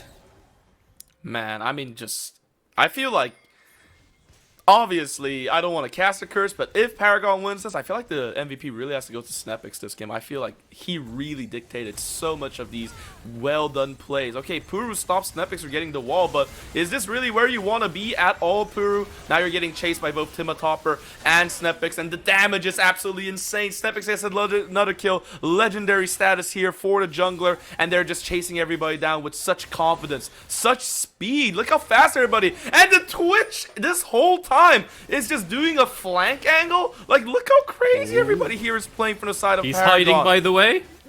Oh my he's god, not they hiding, don't he's know where backed he is, and he doesn't even need to show himself if you think about it, because he's just not needed. Just how strong everybody in Paragon is. In the same time, Refresh is doing that split push strategy there in the top, demanding attention from 4 members. But yes, you get the kill there on top lane, but look at your base. Ooh. Your base is absolutely in shambles. But you're always going to lose that wave, and crucially, Ketsuo is the one who gets the shutdown there. A lot of gold going on to arguably the best person to pick it up. Get that over on towards the Aurelion Soul, and just hope he can have an absolute menace of a fight. There's a little bit of breathing room comes through for Ruddy. Like, you're always going to lose 1 in here, but I think we can just be happy we didn't lose 2. And we let that one go, as Akers might even be able to pick up top turret, but he could be scared of a Talia move. He could be scared of Twitch turning up as well. Oh, what is going on here? Oh my god. And he's just able to run away. I love it. This champion is so good. My god. What kind of champion gets to jump in and then immediately get to jump out all the way back? Oh, what a time. Just to sneak on out of that one at least now. We actually see that Akers did stay top, so he really wants this objective bounty, and Puru is even going so far as to shadow him for the play, but now Akers is walking forward and Puru's recalling. It's like, fellas, we're not on the same page. Okay, here. Can we turn this one but around? it's not really a 2v1 now, is he's it? in! Oh, but they're flashing into Snepix. They want to get the kill this time. The W misses out, but Snepix can just flash out in the meantime. Of course, everybody from the side of Paragon has collapsed completely on Ruddy, and that's just 2 more kills for last. Like, this is a top 4 team, 7-7 regular season, and they are playing like they are on fire. They are defeating currently our best team in UKEL. I don't know. I mean, it's seeming like a bit of a coach diff, to be honest, because Puru and Akers did not seem to be on the same page there. You see Akers gets the turret and he keeps walking forward. He's not backing off to his jungler who wants to leave, thinking that Puru knew that play was going to go down. He's backing off. He takes the reset. He's like, cool, we got what we came for. And they end up dying in the 2v4 as the wall comes on out, and that's going to guarantee another inhibitor picked up. Refresh grabbing that one over on the top side. Ketsuo catches that mid wave, so no one will be able to pick up the mid inhib at least, but we now have 2 inhibs down, but at least for Ruddy, they are staggered, so that bot inhib is going to be coming back up in about 2 minutes or so. And look at Refresh, look how well he's playing. See, how do we miss? The thing is, this is a bait. This is a bait because the mid lane, dragon bro. is up and they're going to get the soul from this. I mean, yeah, they might get the kill. Sure, it might be a little bit worth it, but with that soul... Oh my god, come on, Timotopper. There we go. With that soul taken now, Paragon are going to be super quick. They're zooming around this map. You thought they were able to collapse on like any plays Ruddy was trying to do like quickly enough. Now they're going to be even quicker. I mean, is this all part of the plan? Is this part of the Ruddy Elder Steel win condition? Yeah, maybe. It's, I don't know. I mean, my light concern here, you know, for the next 5 minutes or so, is that the Paragon force isn't really there. You know, other than Timotopper just absolutely sending it on in and getting sacked to follow up on that with a stun, there's not really a lot of ways to just run into 5 people. And even for Timotopper to do that, he'd have to have something that he could stack his Q on. And so when you're in the enemy base, just looking at their Nexus turrets, it's a bit of a struggle. So before getting the Baron, I'm not sure what they can do. Even with the Baron, I don't know if they can force like that. So they might have to wait for the Elder to be able to properly, safely end the game. Oh, wait, that Ruddy TP gives coming things out. up. Sin is caught out. The wall comes out as take well, it and back. Sin has just completely gone down. I guess that's the answer to your question there, Doctor. I mean, I thought if Ruddy just sit like, where they are now and play safe, they could farm, get a bit of gold, get some item spikes to come on through. But then, no, we've walked a bit too far up and we've been TP flanked. Oh man, these TP flanks from Paragon all game have been great. Snepix just playing absolutely out of his mind. The ultimate does not hit at all, and now they're going for the Nexus turrets, and Refresh is so strong, and now comes the absolute abominational damage here from the side of Paragon. Just an ace last being godlike, and Paragon took game 1 personally and are making game 2 hurt, and they are now 1 game away from winning. We are going to Silver Scrapes, kind of best out of 3. Wow, what a game. Lovely little comeback coming through for Paragon. Gotta go ahead and put ourselves on the game 3 there, and just like they seem a lot more comfortable on. And really, once Snepix got that advantage early, once he got those first 3 kills, we can start running it, we can start taking over the map. It did look a little bit like Akers was not so comfortable on the Garen, it must be said. Maybe there's a couple of things we could turn around up there, I'm not sure, but Paragon, they just seem to, once they put their foot down, once they started having these crazy fights, you could see it sort of fell a little bit apart for Ruddy. Things like Akers, running on Garen, things like Jamsu not looking for engages because he's worried that people are going to turn up, and Paragon do not have that same such fear. Now, is this because they're gods, or is it because they're Egypts? It's kind of like the bell curve, where it's like, the bronze player is like, I'm just gonna go in, right? And then there's the plat player who's like, I think I will consider all the possible options. And, what if, where's this guy, where's that guy? And then you have like a challenger player like, I'm just gonna go in. Like, I don't know if Paragon were forcing these fights off of, proper assessment of the situation or not. And the only reason I say this is because they were still just going in last game as well. But maybe that means when we give them a comp where they can go in and they just send it, it doesn't really matter in either case if it's, well thought out or not. Because if they win it, that's what goes on the scoreboard. And that's what we saw in this second game. Indeed, I think Paragon really showed that they are not a team to be doubted. They are definitely a strong contender, and we will see how the series concludes. But before that, we're going to analyze the game and we'll send it over to the desk. Hello and welcome back to the series. And we have a series on our hands this time. I thought it was going to be a 2-0, but you know what? Paragon stepped up, right? They stepped up in this game, and it was a pleasure to watch. And I got to say, we got to kick it off by talking about Snepix. Bloxer, talk to me about the change that I witnessed in these 2 games. I wanted to see Snepix step up and just get things going on the map, and my god, what a beautiful performance. 9-0 and 12.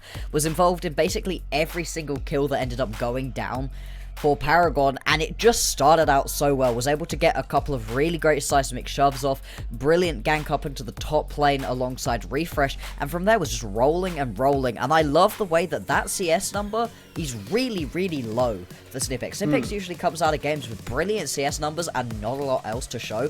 This time, I mean, like I was saying, but I think like we have known Snepix need for a while, sack off the CS a little bit and just get involved on the map a little bit more, because that game showed just how good that playstyle can really be for him. And when these laners actually had a jungler to play around that was stepping up as well, they were really unlocked too. It was just overall a brilliant game from everybody on Paragon, especially Snepix. Let's roll the first VT. Shibby, it's coming to you. I talked about early game. We've all talked about early game, but I said specifically, do we go for an early game focus? Do we go for the late game? Paragon chose a late game team comp, but they made plays on the early game. And I feel like it all started with Snepix, and then the team kind of took it from there. Yeah, they got active really early, right? I think also the cool thing about it is that sack, as we get into this replay, was unlocked during the laning phase. But the big thing here is that Snepex understanding the gank angle almost immediately, right? This was done off of a play earlier where they were able to burn Jamsu's flash. They cut off Sin with the wall. We saw it happen time and time again. I think we even touched upon it where, depending on who you cut off, the mobility isn't there for the rest of Ruddy to kind of get with the team. And I think Sack felt like a second jungler that game, right? He was helping mid, he was top lane, like they were all roaming around. So it kind of relieved some of the pressure from Snepex to consistently gank. And instead, he found really good high value kills and was able to farm and was able to get the objectives. It felt like he had complete control, and that was in tandem with the support. And I feel like this is a position that we weren't expecting Ruddy to be in. Maybe Bloxer was because you said 2-1, but it's a sentiment of this isn't the expected outcome, right? Especially not losing like that as well. Like Paragon really won that last game. That wasn't like a close game that they won. They took that one home from the get-go and carried on walking. So, Bloxer, what are your kind of thoughts if you are Ruddy? Like, how do you turn this one around? Was it a bit of a draft differential? Do you need to ban certain picks? Is there a little bit more kind of focusing in certain areas? Where are you kind of putting the ideas to move forward and take yourself into game 3? Thing is, I really quite liked what Ruddy had. They had a bit of an issue with having a lot of engage. You could kind of get it once you were close enough with the Sejuani, with the Nautilus, but you needed to get close enough to really be able to fully get on top and try to make that composition work. But overall, I didn't think that there was anything particularly in the Ruddy draft that was terrible. I think the execution was the issue. They were playing like a team who had already, wrapped up this series, was getting ready to go on to bed, finish up. You still had an opponent in front of you. Paragon are not slouches. The previous game, they put themselves in a terrible position, and the game worked out exactly as we were expecting. The draft wasn't good, it went badly for Paragon, but with a good draft, something that they could really play around, Paragon are good, so I think Ruddy just need to shake themselves off a little bit, wake up, and just play these individual lane matchups a little bit with a little bit more thought, perhaps, with a little bit more care and attention to not overstepping when you know the Paragon's jungler is in the area. The very early stage of the game seemed like it could go quite well for Ruddy, but a couple of those coin flippy moments just didn't go their way, and from that moment on, it felt like Paragon had got themselves a lead and actually knew how to play with it and close it out. And I talked about it a little bit earlier about Ruddy picking picks the Paragon play. This game, Paragon actually were the ones that did that, right? Yone is something that Kessler does play. There's also that bot lane with the Twitch. So it feels like Paragon really understood their assignment and really knew what to pick against Ruddy here, which further questions what happened in game 1. But we'll move on from that one, right? In the sense of, now that we've got new Paragon, now that we're going into game 3 should be, now that there's actually a chance that Ruddy lose this series and go into lower bracket, what are you kind of expecting? Do you think side swaps will happen? Do you think big changes in draft will happen? Or do you feel kind of similar to Bloxer of it's really just down to execution? I think Ruddy's pretty comfortable on blue side. I think they know how they want to kind of use that first pick advantage. Paragon has been switching up their bans a little bit here and there. I think for Ruddy, I don't think we're going to see something like too crazy like that Garen anymore. I don't think they're going to opt in for that tank jungle early, right? Because it opens themselves up to getting like hyper scaled on by Paragon, right? They immediately locked in that Twitch and that Taric, and they're like, yeah, we'll just lock that in. We're not going to have any pressure. We'll be fine here. I also think running Garen into Talia and Aurelion Sol into Talia and all these kind of champions, I think they were playing a little loosey-goosey, and I think they're going to have, like Bloxer said, a lot more thought, a lot more tender loving care into that draft.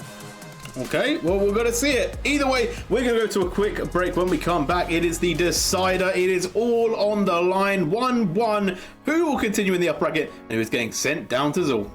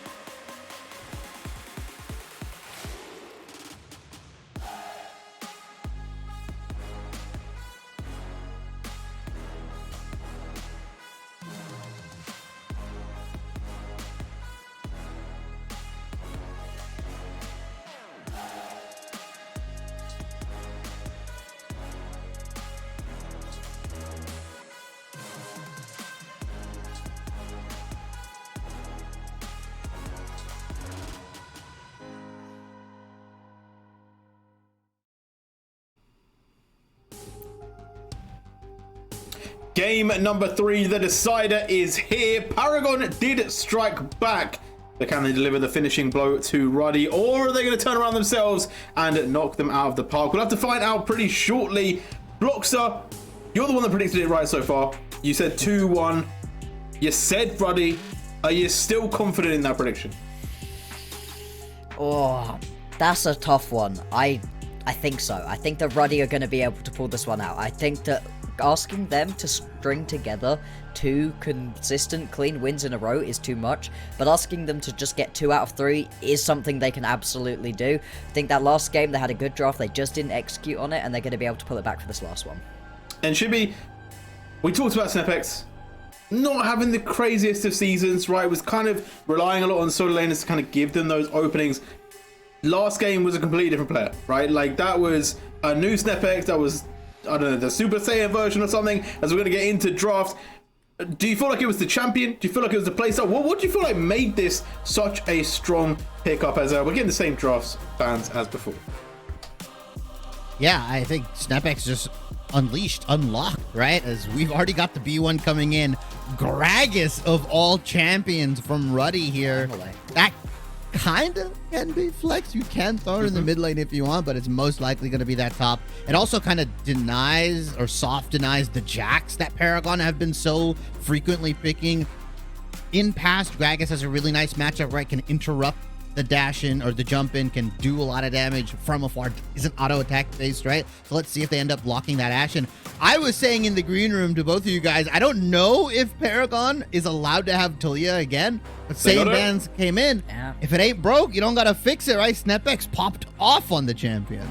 I think it's a good pick. I think Gragas is a nice one as well, right? We've seen Paragon ban it twice today already, so it's definitely something that they don't really want to play against, and it being taken over is interesting. I do wonder if they also match that with their own top laner being picked in pretty soon, but they're going to go for the Cogmore. Okay, I really like the Cogmore. Yeah, both of us really all in on this Cogmore. I think it's super good. You need to be careful with what you're pairing it up alongside. We'd obviously love something like the Lulu, the Milio. Those can just unlock it. The Braum also just to try to protect. I could even see the Taric being pretty good alongside it, just to keep that Cogmore alive for as long as possible.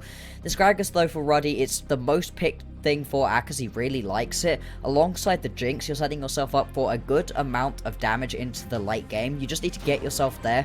The Jinx always likes to be paired up with something that can really unlock her mobility, especially. It could be interesting to pick up your support right now, potentially take away one of the Lulu or the Milio from the Cogmore, and then sort of squeeze that one out instead.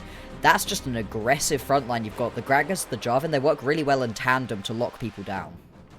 I like it a lot. You got a lot of dive threat onto the Cogmore as well, and you can't stop a Cataclysm, you know? So they could potentially just absolutely crush the Cogmore. I like the pick. I think the Jinx goes well as well. We've seen it on Sin before, so it's not anything new. They are still playing to a lot of comfort, and talking about comfort, that Camille is going to be locked in, and we've seen refresh players a couple times. Yeah, and I love that pick for him, right? I mean, dissuade the Jack, sure, but now Camille is pretty damn good, right? There is still opportunities for actors to outplay with this Gragas.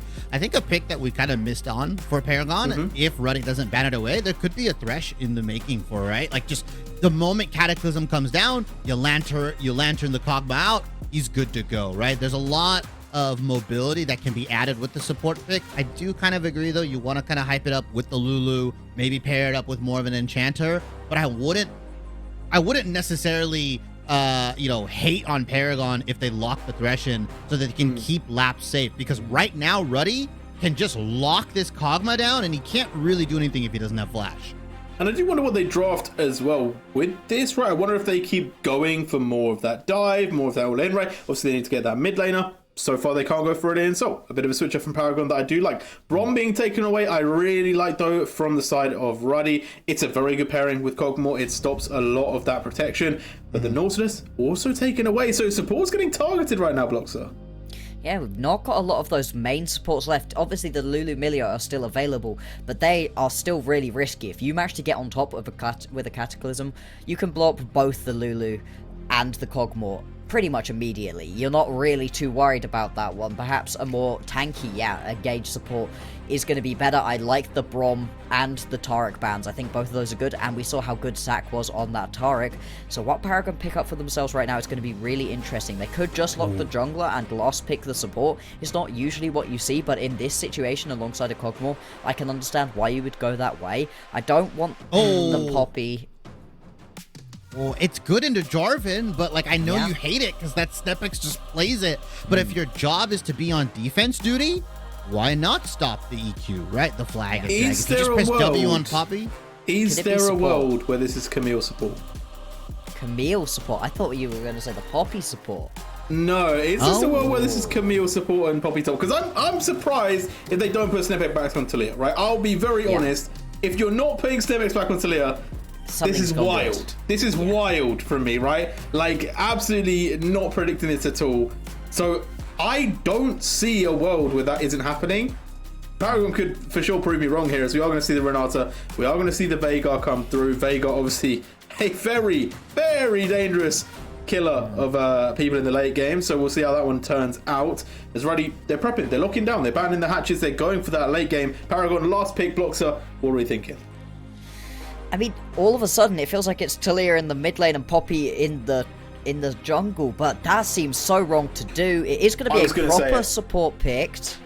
I was going to say Janna a little bit ago. I really like this pick. I think it's great into Jarvan. Goes over Kog'Maw. It's good into the Gragas as well. It's really good into those kind of engage champions who just want to jump in all of a sudden. Pretty telegraphed when a Jarvan or a Gragas want to come in. It's really good with that Janna. It does look like it's going to be SnipX on that Poppy. We're all a little bit sad, aren't we? There's a little bit of us that's quite sad about seeing that one. I think Timatopa is a really good, really good Talia player. I would like to say that. I think Timatopa is brilliant on this champion. It's just we got to see the best, most proactive performance out of SnipX that we've had all split long, and it gets taken away from us immediately. Yeah, and the thing is, there's a couple different Janna builds you can go right now. I have been seeing like the Shirelias into Zazax into like a more aggressive Janna, right? Where you just kind of bully the lane out. I don't think we're going to see that. I am kind of sad, but I feel like if this is the SnapX Poppy game, this is the one to lock it in, especially into Jarvan, especially into like these kind of champions that just want to jump onto your AD carry. They've got a lot of good defensive tools for Paragon, right?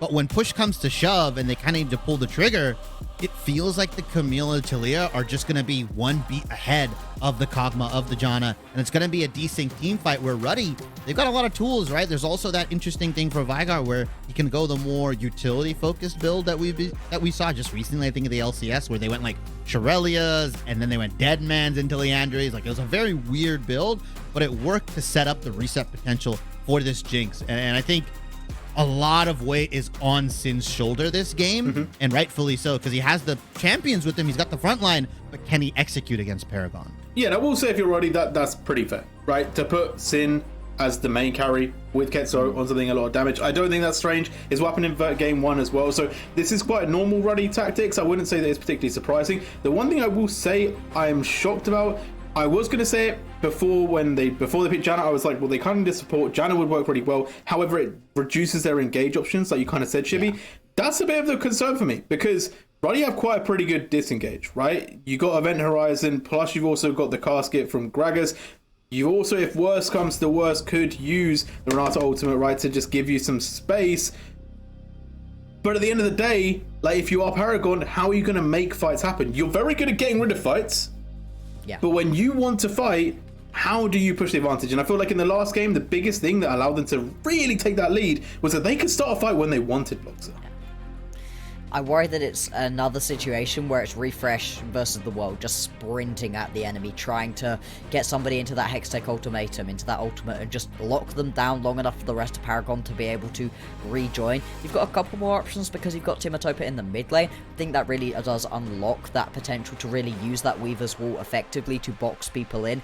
try to get into a bot lane, or just any of the side lanes really, and get numbers advantage and then start your fights that way. And then once you've managed to get yourself a couple of early kills by using all of these champions together, then you can try to play your fights with a little bit of a lead, and it makes it a bit easier. But I think you're absolutely right, you don't have that just straight up go button that you were hoping for before. But with a proactive enough early game out of Timatopa and Snipex together, I don't think you can get Sack and Snipex together this time around. I think it has to be the mid jungle duo that we're looking towards. Then you can unlock yourself. Yeah, hostile takeover, I'm not gonna lie, we'll go hard. That will be a game-changing ultimate from Jamsu. I think a lot is on Sin, but I think that can also just be a game ender. We talked about the AJ5. I'm going to bring it up once again. The Andy Ruiz came out from Paragon. They landed another shot. They're on the canvas, but how will it finish? Will it be fight number 1 of this 2 Goliaths, or will it be fight number 2? We all know what happens. Ruddy looking to secure the win. Paragon trying to cause the big upset in day 1. Only one way to find out. That's to stay tuned. We're going to hand it over to Dr. Annie Junko to take us through the final game. Thank you very much, and what an exciting way to end the night in a pivotal game 3 between Paragon and Ruddy Esports. I don't think a lot of us expected us to be in this situation. I thought a lot of us expected Ruddy to be the clear favorites, which shows some clean, nice gameplay of League of Legends. And game 1 they did, but Paragon bouncing back hard in game 2 with a really strong performance. And then now with these 2 final drafts, we will see who gets to keep their head in the upper bracket and who gets sent to the lower bracket with only a single life remaining at that point. Doctor, how are we feeling about this draft? I'm feeling good. I'm thinking there's a little bit of extra spice. We switched a few things up. I too was sort of, pretty much expecting it to be a Ruddy 2-0 coming on into this one. Is it now going to be a 2-1? I'm interested to see where Ketsuo takes this Vega as well. Like Shibi was saying on the desk, there's some potential for mix-ups with the build. My question is, I want to see if he gets Deadbands or if he gets the other one, the new Shurima, the backpack, because I'm pretty sure it's just cheaper and does the same thing, so I want to see if I'm right on that. But also, we've got Akaz on something that's actually got a bit more playmaking potential. Get him up on the Gragas, and I hate to say it, it's a disgusting cringe champion up in top lane. Physically cannot lose to anything. Gragas top, it is disgusting, and I am going to be very sad that I have to talk about it in a positive light when Akaz wins his lane with it. Will Refresh be able to actually get on the board after that? It's going to be hard to say, because it's just, as we'll see, it is not possible to lane against a Gragas, and that means you're going to have a Camille who's behind, and you don't ever really want that one. On top of that, you see that Puru has gone for the lethal tempo, and so once Akaz gets ahead up there, you combo that with Akaz then moving down to the grubs or down to mid lane, Ketsuo setting up cages, and there's just so much fighting power, coming out from Puru. That is a man who wants to scrap on that there Jarvan. So we're looking at a lot of potential, early and mid game power for Ruddy. And at the same time, we've got, we just got to let the cog more scale, I guess, for Paragon. So off the top, I'm thinking it's looking good for Ruddy, but of course, we'll have to see how the game ends up panning on out. Oh, okay. Some little bit of starts with some trades here in top lane, of course. Oh my god, the body slam. It's so disgusting. But yes, we do have the game that has started, of course. Snepex and Puru both once again starting from the top side of their map, trying to get towards this bot side. And I mean, Kog'Maw Janna, at least Janna I know for sure, is absolutely bonkers strong at the moment. Meanwhile, they are, of course, going against Sin on this Jinx and Jamsu on the Renata Glask. How do we feel about that matchup there? All the Janna is going to do is disengage people, but there's not really a lot of engage, Okay, sure, but Jarvan, that's definitely going to have a bad time, up against the Janna. But for Jamsu's, Renata Glask and for Ketsuo, they really don't care about the existence of a Janna, and if Akaz can get behind or get a well-placed ult, Tornado isn't going to matter at all. So I'm not too confident, for Sack's usefulness down here on the Janna, but maybe if he's got something planned early for a bit of poke, a bit of aggression, there's a way to turn around the lane. A lot of people, these are 2 champions that people think are, very passive early on, but actually no, the damage that comes out from a level 1 Kog'Maw W is pretty high. Similarly for Janna, if it was going to be something like, Comet or Halo Blades, but we're not seeing that out of Sack, which makes me think that it's probably a bit of a more passive setup. Which is eventually at some point, I can only assume, going to get dove. Yeah, and if the viewers are seeing like the the stream like lagging a little bit, I think at least I see it as well. I'm seeing it. So hopefully we can get that resolved sooner than later. At least it seems like so far the early game seems pretty even in the bot lane side. Obviously in top lane, Refresh seems to be struggling a bit more, and in As mid he lane, will. yeah. Unfortunately, it's just going to be so hard to trade into Gragas, of course. It's not hard. It's just not possible. As we sort of saw, and the thing about Gragas is like any ranged champion, he's got sustain, he's got a ranged wave clear from the queue, so you can't bully him out of lane, you can't poke him, and you can't stop him farming. But then versus like melees as well, it's like, well, he's got all those things. He's got ranged wave clear. He's got good wave control with multiple AoEs. He's got poke, he's got heal. But then just the body slammers, Puru should be able to slide out of this one. The thing with the body slam is like, hang on, it does damage. It has its cooldown reduced when he hits. It's going to push them out of range of being able to react. It's a stun, so you've got time to walk out, and he gets an auto attack at the end to proc his phase rush or grasp. There's nothing Refresh can do. This, lads, it was just a crab. Oh my god, What? yes, just a crap, but a 4v4 fight's already starting. Sack completely in the middle of this cage, but a nice knocker comes in, and Oh. Sin has to go solo, he has to flash away, and Sin now, can he get it? Fight or die? No, it's first blood! Paragon, they're winning the skirmish, and that's 3 kills already for Paragon in this decisive game 3 into Ruddy, the best team in UKEO, the favorites to win it all. This happened again. Fellas, it's a crab. Why is either team... I don't know why either side is going for this one. Oh my days, this has worked out flawlessly for Paragon, but like, looking at that, it's Talia, it's Jadder, it's Cogmore. We've got nothing really going on here, but Oh, neither wait, do Ruddy. Refresh? Oh, no, he's got no mana. Oh my he's gonna god, he live has it. to be careful. Oh my god, so close. This game is so tense, Doctor. My god, he gets out. I don't know. Wait, the thing. So we look at that. It's like, oh, okay, it's a bit of a scuffle, but no one has any CC or like any lockdown. All we've got is the Jarvan EQ. Obviously, the Poppy W stops that. Everyone kind of walks out. The cage is thrown. There's a nice bit of damage, but again, pre-6 with no items, no one's committing to anything on that. And then Puru just turns around, goes back in. He just sends himself right on in, immediately dies, and that's the momentum to get the fight going. I think Sin did get a reset somewhere, which might have baited a bit of Ruddy, but everyone just recommits into this fight where they don't really have ways in or out. Yeah, and Paragon end up, coming out hugely ahead. Actually, Sin didn't even get a reset. They didn't get a kill, so I don't know why I felt like I saw that one. Maybe it was just a ghost. I don't know. In either case, one grub is picked up. Snepix makes it into 2. Does have to use that smite, though, and so won't be able to use that to secure the 3rd. But Puru's not going to contest it. He's completely fine with it because Timotopper has ult. So ultimately, Snepix will get away with this one because we do not want that Weaver's Wall coming in and collapsing. Oh as my Sack god, wait, just Sack. turns up mid. Sack is coming here for the assist. Oh, the flash has to be used by Kessel just so they can survive that attempt. Oh, Meanwhile, no. Snepix Hex is flash. here looking around. Oh, Hex he's flash 50. coming in. Oh my god, wait, but it's not enough. Oh, and he gets the auto attack kill and pushed out is Puru. PRG, Paragon, 4 kills up in the decisive game 3. My god, Sack and Snepix, like game 2, playing absolutely in tandem together. Nailed it. Flawless execution.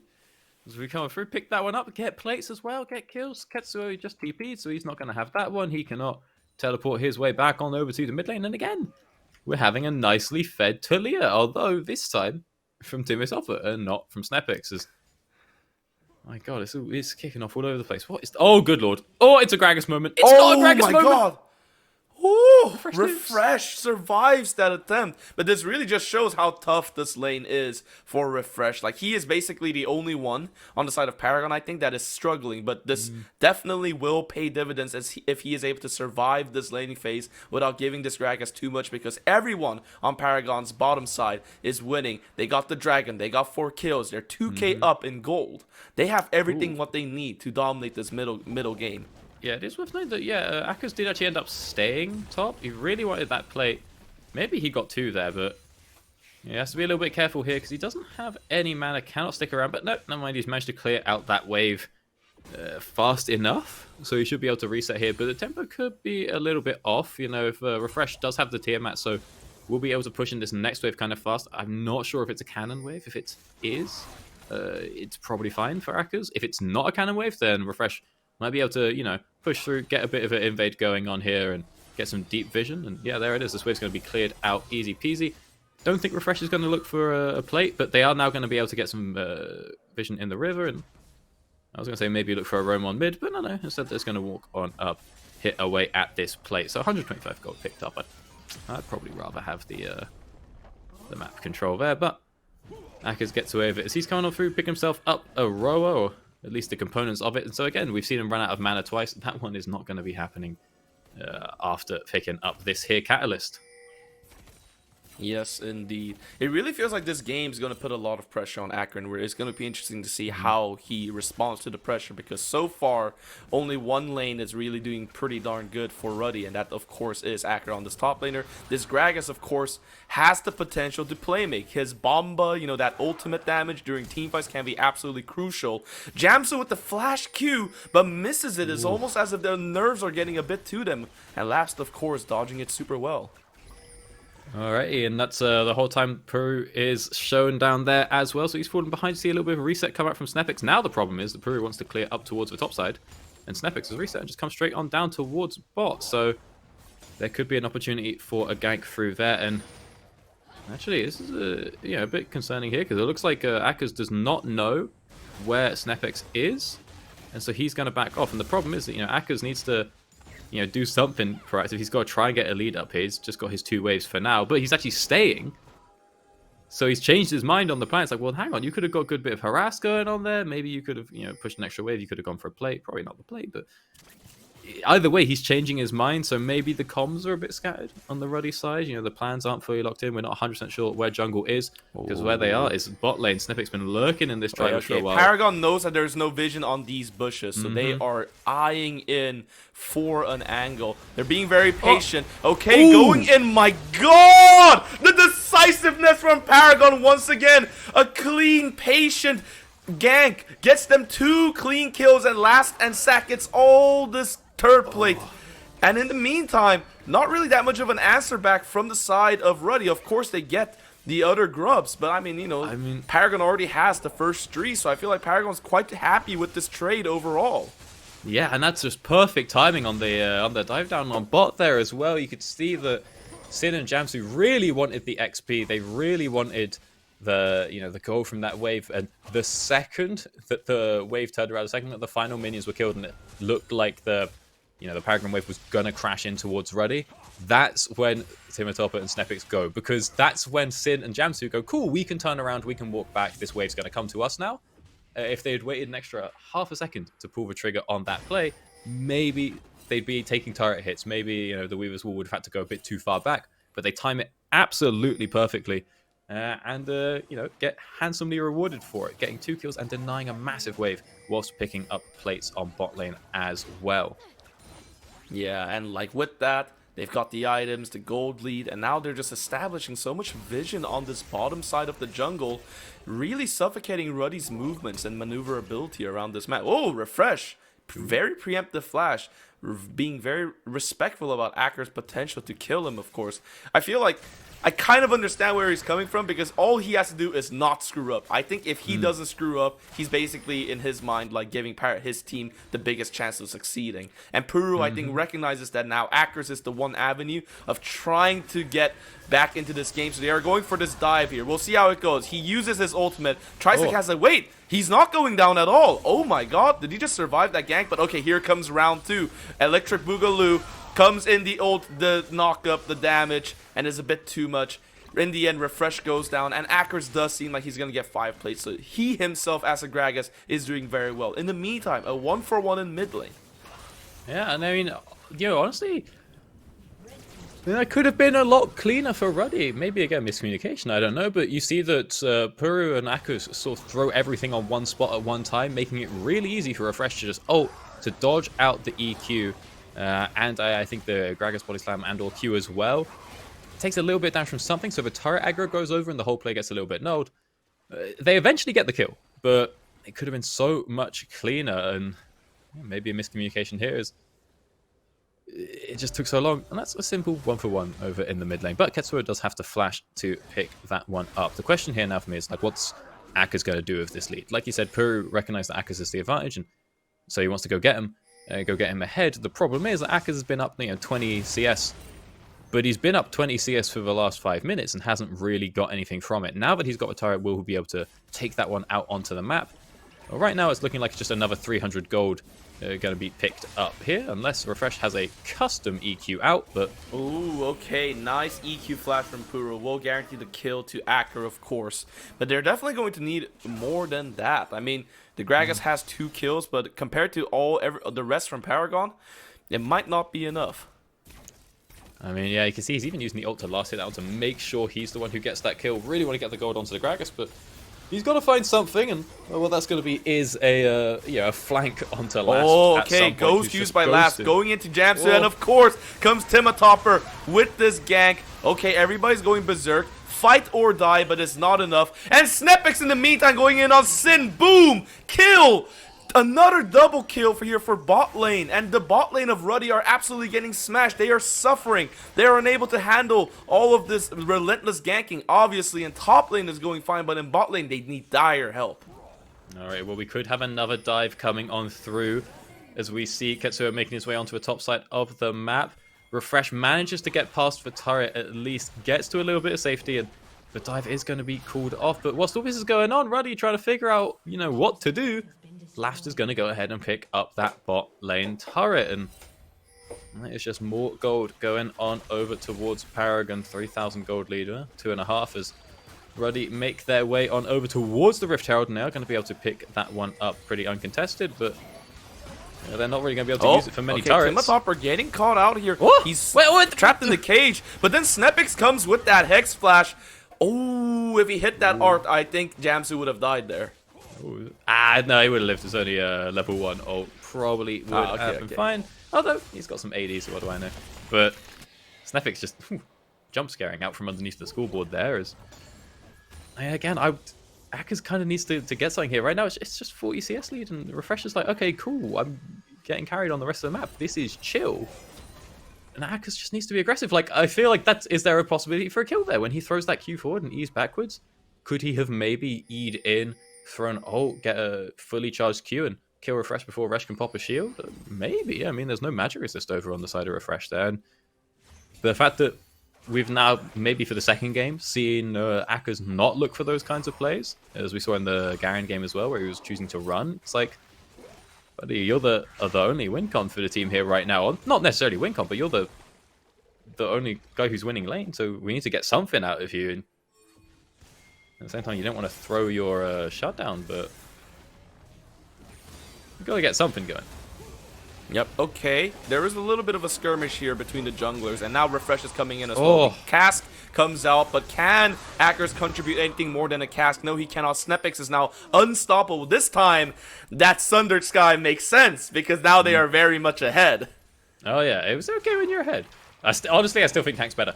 But unfortunate times for Akers there.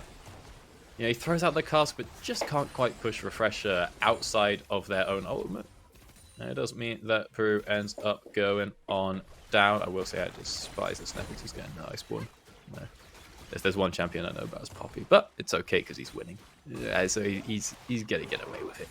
And that's alright as he makes his way on over down towards the Drake, spawning up in just 1 minute. How are Ruddy going to respond to this one? Because again, they can't really team fight it down there. You see it's a full item and then some for Last versus no item for Sin. Everyone's behind. We've got 2 items for Timatopper. It's just not really a contestable Drake, but at the same time, nobody's making their way up topside for Ruddy, so there's no cross-map kind of play going on here. And yeah, and Acker is just continually in top lane. He hasn't really done leveraged any of his lead like anywhere downwards in the map. He's just kind of stayed top this whole time. I feel like with this dragon, it's about time he starts like trying to get some influence on the rest of the map. Otherwise, Ruddy is going to have a really hard time contesting any of these objectives. He's kind of just trading waves. Like he'll get a CS lead off of something. I mean, the jungler's not even there for dragon, no. Like, well, he can't be. No one can be bot, but I think Refresh has to know that something's going on top. But at the same time, like, what's the play here?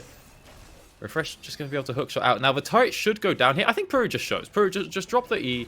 show, hit the turret. Like, everyone knows you're top. We know that this is not being contested on Drake. Refresh now has the hook shot back up and can look to make a play again. Oh!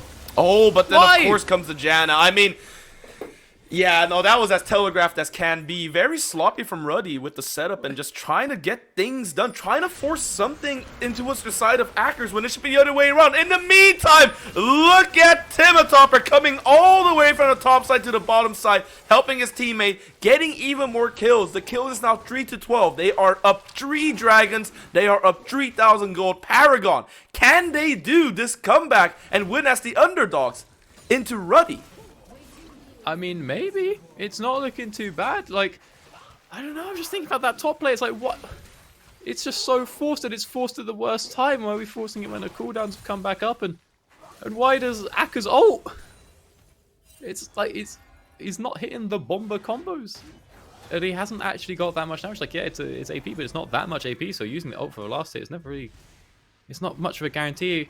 It's like, look, okay, if Refresh wants to TP in, can we not one-hit the wave? Can we not get the casters on the way out? I don't know, like, I just want to see a little bit more coming through from Ackers, and then off the back of that play as well. It's like the Puru and Ackers both have flash. Ackers is full health. He Okay, should be able now to it's a just ult here to 2v1. get I don't himself think Acker can win this at all. What? The nice Bro. EQ from the...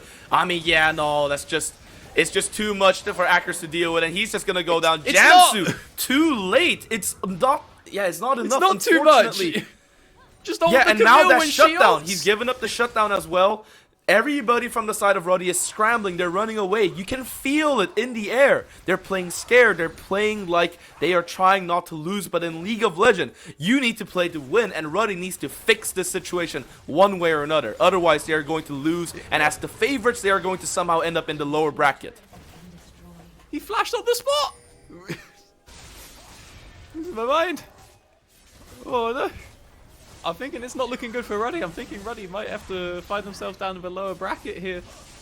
Oh my god. Okay, here comes the TP, but with everybody coming in to help out as well, Refresh is just getting the peel of his lifetime. He was abused all game, and now he's getting the protection of his teammate 24/7. Yes, Jinx get a kill there on the mid lane, and that's pretty nice. But is this enough damage? Yes, it is. Okay, Ketso gets a kill with his ultimate. Fight or die now for Acker. It's not enough. Ketso gets another kill. That's pretty nice for the Veigar. Maybe a little bit of over-eagerness. Oh my god, what is that damage? I thought you were just support sack.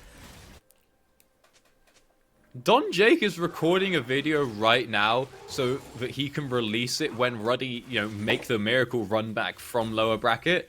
And he'd be like, I told them to throw. I told them, hey lads, let's go to lower bracket for content.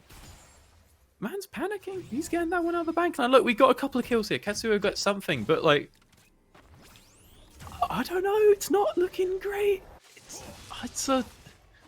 I mean, Ackers just does not look comfortable on the Gragas. We're seeing here there, like there at the top, it's a tap Q, and if he holds that Q, if he just lets it charge, if he lets it just get a little bit more juice and feathers it, he would probably live. He would have lived off of the, the fight or die. But he just taps it and loses like half of the bonus damage, and it feels like Ruddy are just a little bit lost. Like here, it's like, oh, this is okay. Puru's getting fully stacked tempo, but he's missing the combo, and then he's committing to an all-in versus someone he's 3 levels down on without any idea of the rest of the map. I'm not sure if Timitopper had ult up as well, but it just seems like weird to commit on that EQ instead of EQ all the way out. But you see what I mean here when, Ackers goes back in.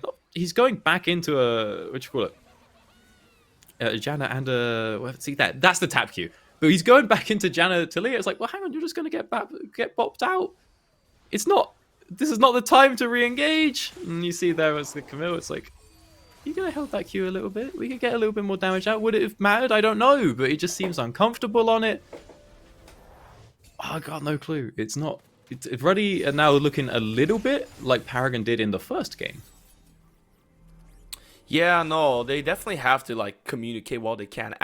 Currently the game definitely has slowed down a little bit. Not any fights going on in the moment, but in 40 seconds this dragon is gonna pop up, and I don't think they can really afford to give Paragon this soul. I mean, once again, I feel like Paragon is just loving how fast and how quickly they can maneuver around the map and be stacked and make an imbalance within the numbers in all of these skirmishes and fights. And if you give them a Cloud Soul, that's going to be even more like, more of a trouble. And I don't know, but obviously the game's not over. It's 4K or 4K gold lead, so it's nowhere near over, but it's getting quite dire, I feel like, for Ruddy if they don't turn this around.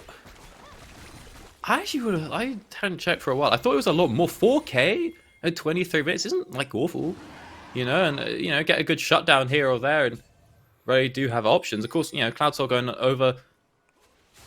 We're not too fussed about that. I think with Ruddy, obviously, this team's already so fast. It's not like anyone's using that ult to make it to the play, and once they're in the play, it's a bit different, but I don't know what the plan is here. Right now, we're just sort of ARAMing, and Timotopper's happily pushing down top. Just going to go ahead and pick up 700 gold there. Has the TP available, so really no risk. And it's like, well, let's force a play.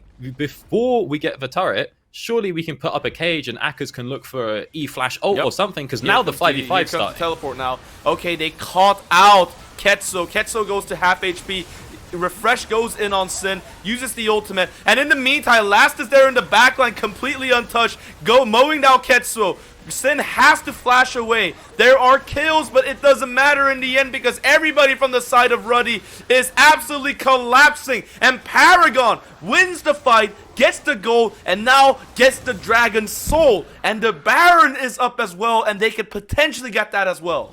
I think they're just going to waltz on over and take it. I mean, I don't know where the contest is for Ruddy. Not sure what they'd be able to do to stop this one as Snapix walks on over, starts it up, and Last is there with the blade, with the Gwynsues. It will go down pretty quickly, and you can even see that Timotopper is just keeping control of the jungle alongside Sack to make sure there's absolutely zero chance at a contest or a steal. Sin does not have the ult available, so Super Mega Death Rocket is not even going to have a chance to yoink this one away, and Baron does get picked up by Paragon alongside that Cloud Soul. Oh man, for Ruddy, it is do or die. I feel like they cannot make any more mistakes. I think they're basically like a single mistake away from just losing the entire game now. Like, it is absolutely dire situation there. And honestly, what a paradigm shift, right? If it turns out that, oh, sorry, here's a bit of a fight if you want to analyze it. Oh, I mean, what is there to it? It just feels like we've forced it. If you do this before Talia teleports in, maybe there's a chance. But there's not. It's a good job from Refresh, stalling on the front line by a bit of time, just making it so that Gragas can't get too deep, but no one can touch the backline. If Akers can go around and look for something, maybe, and he does have that option when Ketsuo can basically have his E be the front line, potentially alongside Puru, but Akers can't get a flank. And again, it's just the fact that the fight starts once Timotopper is there. Why do we not force it when we wait? Puru, what's the plan here? Oh my god, and here comes down the wall, trapping the members of Ruddy. They're just waiting for their downfall at this point. Thank god there was not a minion wave there, but you can really see the momentum completely shifted away. And I mean, Doctor, how do you feel about this? I mean, looking at all of this, Paragon winning here, doesn't it completely shift the power dynamic of what we once thought was UKEL, then defeating Ruddy this convincingly in this game tree? I mean, a little bit. Of course, it's... refresh! Ooh, okay, well, that's the start. Sin's on the board! Is it going to do a lot? Not really. I don't think Refresh was the driving force of this siege, unfortunately, for Ruddy, so... we'll just have this one continue on. Top tower picked up, but so they won't grab the inhib at the very least. But ultimately, for Ruddy, it's not really something you can consider a victory, as their full jungle just gets cleared on out right in front of them, and there's really just nothing going on. Oh man, oh my god, Timotopper really showing Ketso who's boss here in mid lane. Game 2 and Game 3, Timotopper has had Ketso's number from start to finish, and he's really showing off his expertise. Honestly, I think if you're a team and you go against Paragon, I think Talia becomes suddenly a really big opportunity to priority ban, because you have both the mid laner and jungler who can play it so proficiently like this. And that's really scary, honestly. That is something very scary you have to go against. The thing of it is, though, is I don't even think that the Talia as the champion was a problem. Okay, I don't want to say it was like luck, but it kind of feels like both times like, oh, okay, this guy just got loads of kills early. Pog. But then I think the important thing is just having the global, having the ability to pop off. As, oh, hang on. Akers might be looking for a little something, but I think he gets spotted out there. And so he backs off. Yeah, But I mean, with Janna around, I feel like you as Laps just feel completely safe. Janna can peel you for days. I just feel like, you know, looking at the Talia, like, maybe it would have been the same if it was like a Pantheon or a TF or anything else. And if that's the case, that's going to be a bit of a problem for other teams because they can ban out the Talia, but, you know, still fall victim to other tricks from Paragon as Refresh is starting to get decent trades up in that matchup, but he's not really too fussed about it. And when you look at the I guess other Talia 8 more in the sense players that on it the can be team. flexed, right? But it's not even, I don't think the pick is the issue. I think it's just the fact that they have something that can make picks. If they had TF mid or, you know, Pantheon support or top or anything, like, they would still have these options, even a Nocturne jungle. Just something where they can have a go button and they can make proactive plays together as a team. That seems to be the real key for Paragon here. Indeed, and I mean, currently the key to victory for Ruddy seem to be almost non-existent. They're getting sieged down from all 3 lanes. The 2 inhibitors have gone down. There's only the 3rd one left remaining by just one single tower. Obviously, they don't have the Baron or the Elder, but Paragon are looking so strong. I mean, one positive to maybe say is that Akers is at least very strong, but that's about it. But he can't 1v5. I mean, I think this is my vision, this is my prediction. Maybe with the Elder coming up in a minute, it won't happen, but Ruddy can get 2 kills, right? You've got the Jarvan engage, and Ketsuo throws everything on top, and so does Sin, and, you know, that gets 1. And then also the angle where Akers can get a pick. He comes around, he gets a good ult to displace Lasp, or just gets a big flank and one hits him. Probably not going to one hit him now, he's got the Wit's End. But, you know, a displacement ult that pushes someone into danger. The problem is I think they're going to do both at the same time and just throw every single thing they have onto killing one person. And there are too many threats on the Paragon side. I mean, every single member, you know, of the carries, at least all 4 of them, doesn't really matter if you kill one. You can, if it's every single thing has been thrown to take them out, the other 3 are going to go crazy. And it looks like Sin might be a little bit caught too. Here we go. Sin just completely caught out. Can't escape. Refresh gets that kill. And now the onslaught begins. 5v3. Now even Akers, the man himself who was playing so well. Oh my god, he's already left the game. This is an upsetting moment for Ruddy. This is not how they envisioned the series would go. They played so well in game 1. And Paragon honestly looked so clueless in what was going on in game 1, but game 2 they turn it around with a decisive game, and in game 3 they show up and they are now telling all of UKO that they deserve to be one of the top teams in this league. And just like that, Paragon goes on to the upper bracket, and meanwhile Ruddy fall to the lower bracket. Our number 1 team, they have fallen. Yeah, what an upset, what a turnaround coming on out from Paragon there. I mean, again, especially after that first game, you look at that and you're like, oh, it's not looking too great. But they turn it around. We get comps that are much more suited to their style. And once they get that early lead and they have, you know, options to move around the map and to make plays happen fast, that's when they really start taking on over. And they're looking a little bit menacing coming on into the later stages of these playoffs. Oh man, and I think if you're any other team in this playoffs right now, you're looking at the series and you're thinking to yourself, Paragon, wow, what a scary team. Because I feel like, if anything, this really shows that Paragon is a team that's resilient. They can take a beating, and that's not going to demoralize them at all. They'll just come straight back up with a refreshed mindset, a refreshed strategy, nice draft, and boom, they're going to show you everything they've got. So I feel like they are definitely now one of the top teams we have to look out for here at this league. Yeah, absolutely. Yeah, I wonder how other teams will adapt and how they will try to play into this one. Do we just match it with super aggressive earliest? Because I've still got a little bit of that hint in my mind that what if Paragon are just going all in all the time and it's not planned? I always feel that, you know, watching games. So maybe that's an angle where we pick something that's equally aggressive early and can test them on those plays, win those plays, and then Paragon don't know what to do when they're behind, which is what we saw a little bit in the first game. But if you can't match that aggression early, if you can't match those plays, and if you can't, you know, stop the early triple kills coming out every time Snefix and Timotopper turn up bot lane, then maybe we're going to have a little bit of a problem. Yeah, I mean, that's a lot to unpack, and we'll send it over to the desk to see what they think about this game and the series as a whole. Well. That is all I can really say. I feel like the desk is probably feeling similar. This is not what I predicted. This is how you play the game, you know. So well done, Paragon. You've brought in the first and probably the biggest upset that we could have had in our playoffs. You will move through to the upper bracket, and you are sending Ruddy into the losers bracket. Absolutely scenes. Let's bring us back onto screen. Bloxer, what are your thoughts right now? What are your thoughts? My god, I really thought that Paragon were going to be able to pick themselves up a game. But like, 2 of them? And 2 convincing wins as well. That first game was so rough. We were really not all in on that draft that Paragon had got for themselves. But it felt like the second that they had a draft that was in some ways playable, they just were overtaking. They were just better individually, and it felt like Snipex, and we're going to talk more about him later, but Snipex really stepped up in game 2 and 3 and became that jungler I've been waiting for him to be this entire split, where he was proactive across the map, getting ganks done, not caring so much about that CS number, and just getting involved all across. It was beautiful to see. Yeah, I almost feel baited from game 1, I won't lie. Like, regular split, game 1, I was like, damn, okay, I know how I feel about Paragon. Games 2 and 3, different team should be.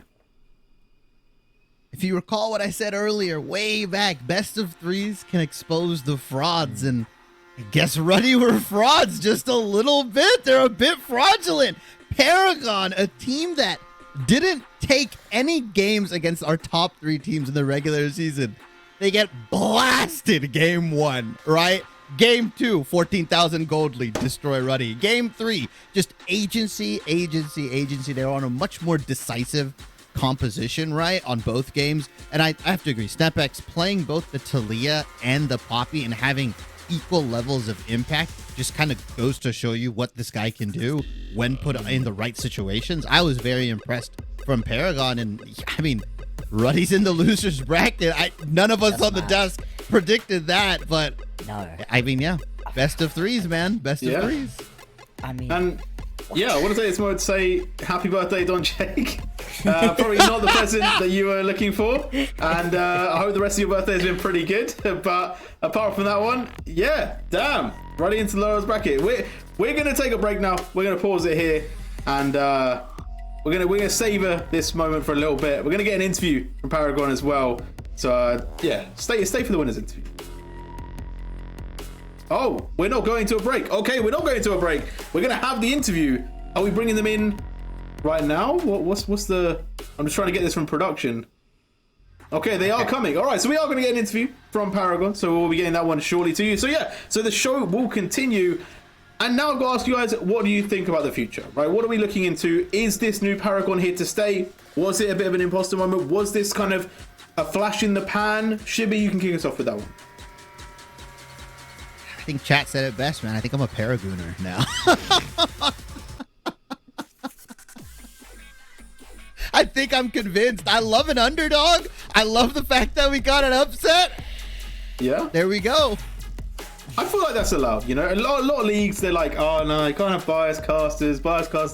Shut up, okay? It's the UKL, right? We're allowed to be biased, all right? We're allowed to support who we want. And some of our teams don't win. Shout out Ruddy up. But you know what it is? It's what it is. Bloxer, what are you saying about this now? Paragooners. I want to know who came up with that one. It's so Mac so wild. for sure. That's the kind of thing that Mac would absolutely come up with. And just, I gotta be honest, I'm gonna admit something to you all here. During both of those games, 2 and 3, I sat there like, they're gonna lose. Like, there's no way that they close these games out.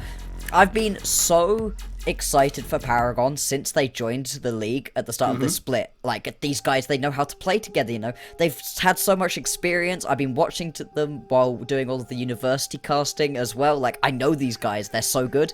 And then just, it never worked out. Their first game versus Lions Creed was one of the hypest matches I've ever watched. And they were so far ahead, and they just lose it, and it felt like that was the rest of their split. They just never quite managed to close out games, and so I was fully expecting, despite the fact they had Soul and 11,000 gold, for them to still lose at some point, and the fact that they've closed these games out, and it never actually looked like Ruddy were going to be able to get back in. That was just my own fears and prior preconceptions about this team coming through.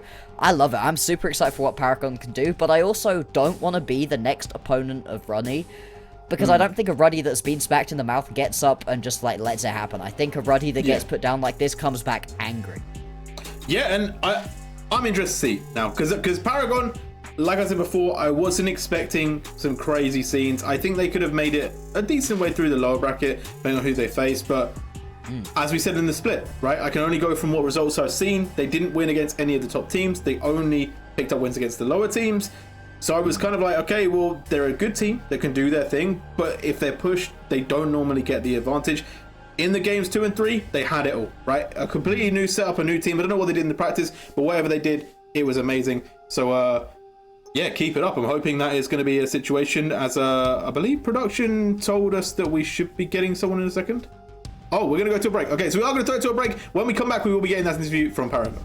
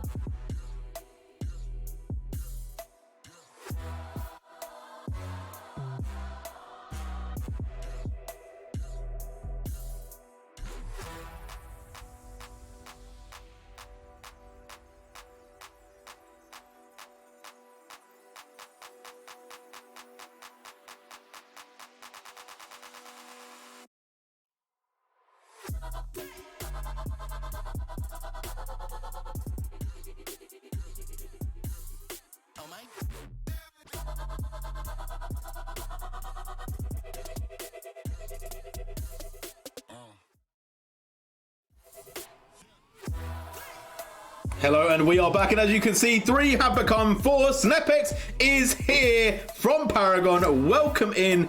How are you feeling? You got to be pretty excited, right? You just won against Ruddy.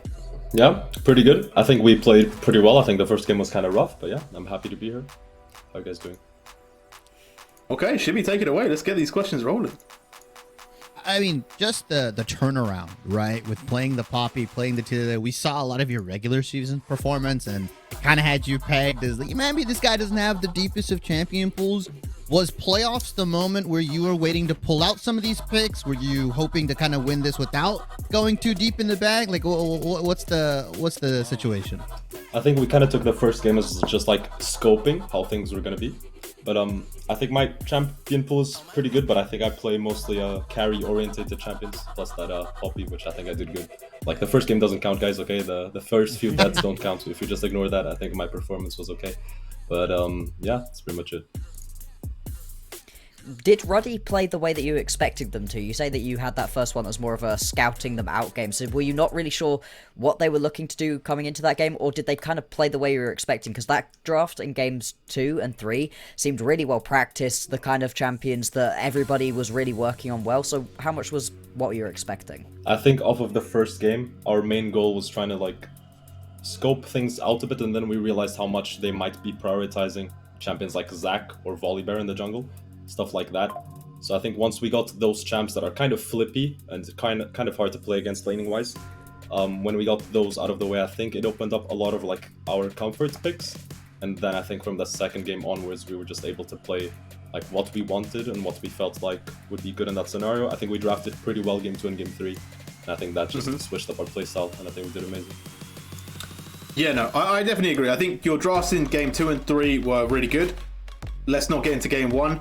That doesn't count. But yeah, 2 and 3, really, really solid. It gave you guys a lot of agency. I really respected it. The big question I've got to ask you is, what happened between the regular season and playoffs? Because I feel like you guys kind of went through your regular season, and correct me if you feel like it's different, but you didn't really win against any top teams. You took games off the lower teams. You seemed like a good team, but you had some issues closing out. And then today, it's like you guys have gone through the hyperbolic time chamber and just absolutely reinvented yourself and have come out absolutely swinging and look destructive. Yeah, I think we had a few rough games, a few rough days. We've been swapping out the team quite a bit. As you guys know, Timotopper has played like 4 roles or something like that, something crazy like that. But yeah, we had a few subs every now and then, but I think right now our roster is as good as it could get. And every now and then we had a little top laner who was just bad at scheduling and time, but now I think everything's looking good. So I think we're ready to keep winning. Okay, so consistency seems to be the plan. Well, either way, Slibex, whatever it is that you guys changed, you did it. It looked amazing, and you're now on to the next step of the upper bracket. So with that being said, any final shout-outs that you want to give before we let you go? I want to shout out all my teammates, of course, and our management as well. And the coach it was a good draft. We have to respect it. I think everyone did good. And thank you for chat for supporting me, and thank you for flaming me when I do bad, because that's how I improve, you know. Yeah. Fair enough. That's a good outlook to have on it. That's good outlook. So we're going to say goodbye to Slibex for now. I believe that we're going to go just back to us 3. But either way, final comments from you guys. All right, Shibby, you can kick us off. What's your final takeaway from today's series? Because it's been a bit crazy. If today's series says anything, the frauds will be exposed. You better tighten up. You better keep your champ pools deep, because anybody can come out with the series win here. And I think best of 3s. I love best of 3s. I love playoffs. Bloxer, any closing words from you? I mean, I've got to agree with that one. If you'd have had that as our best of 1, like in the regular season, we'd have come out of that game just laughing at Paragon. God, they got absolutely exposed. That draft was horrible. The game was even worse. And you'd have moved on, pegged them as a terrible team like we've been saying. But in best of 3s, everything is going to come out into the show, and I love getting to see these teams adapt. We've got an absolute banger of a matchup tomorrow as well. We get to see Lions Creed and Venom Crest play again. I mean, every time these two clash, it's an absolute showstopper, so, you know, I can't wait to see even more of the playoffs.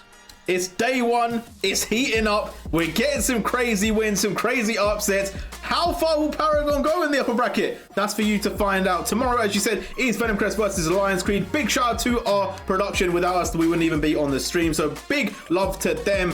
But what can I say? Paragon pick up the win over Ruddy. The biggest upset we've seen in the playoffs so far. And we're only in day 1. We'll see you tomorrow.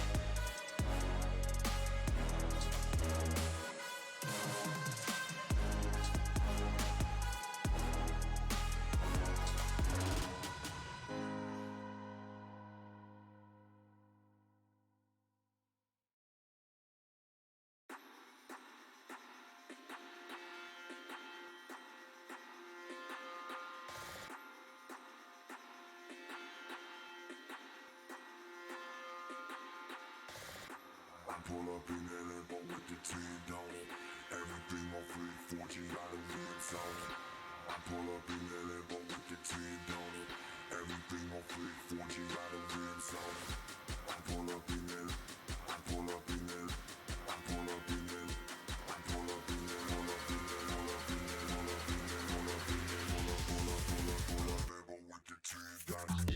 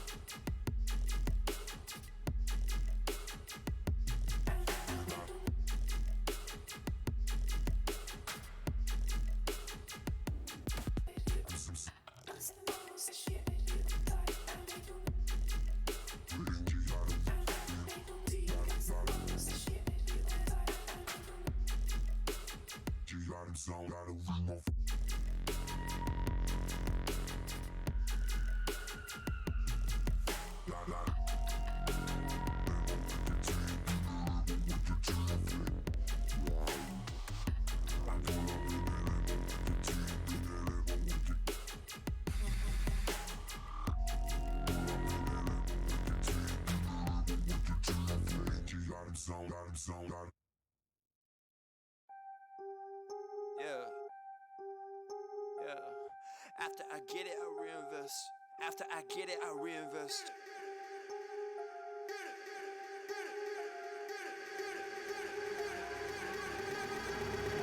People wanna talk that talk in reality. You have not seen me in action. You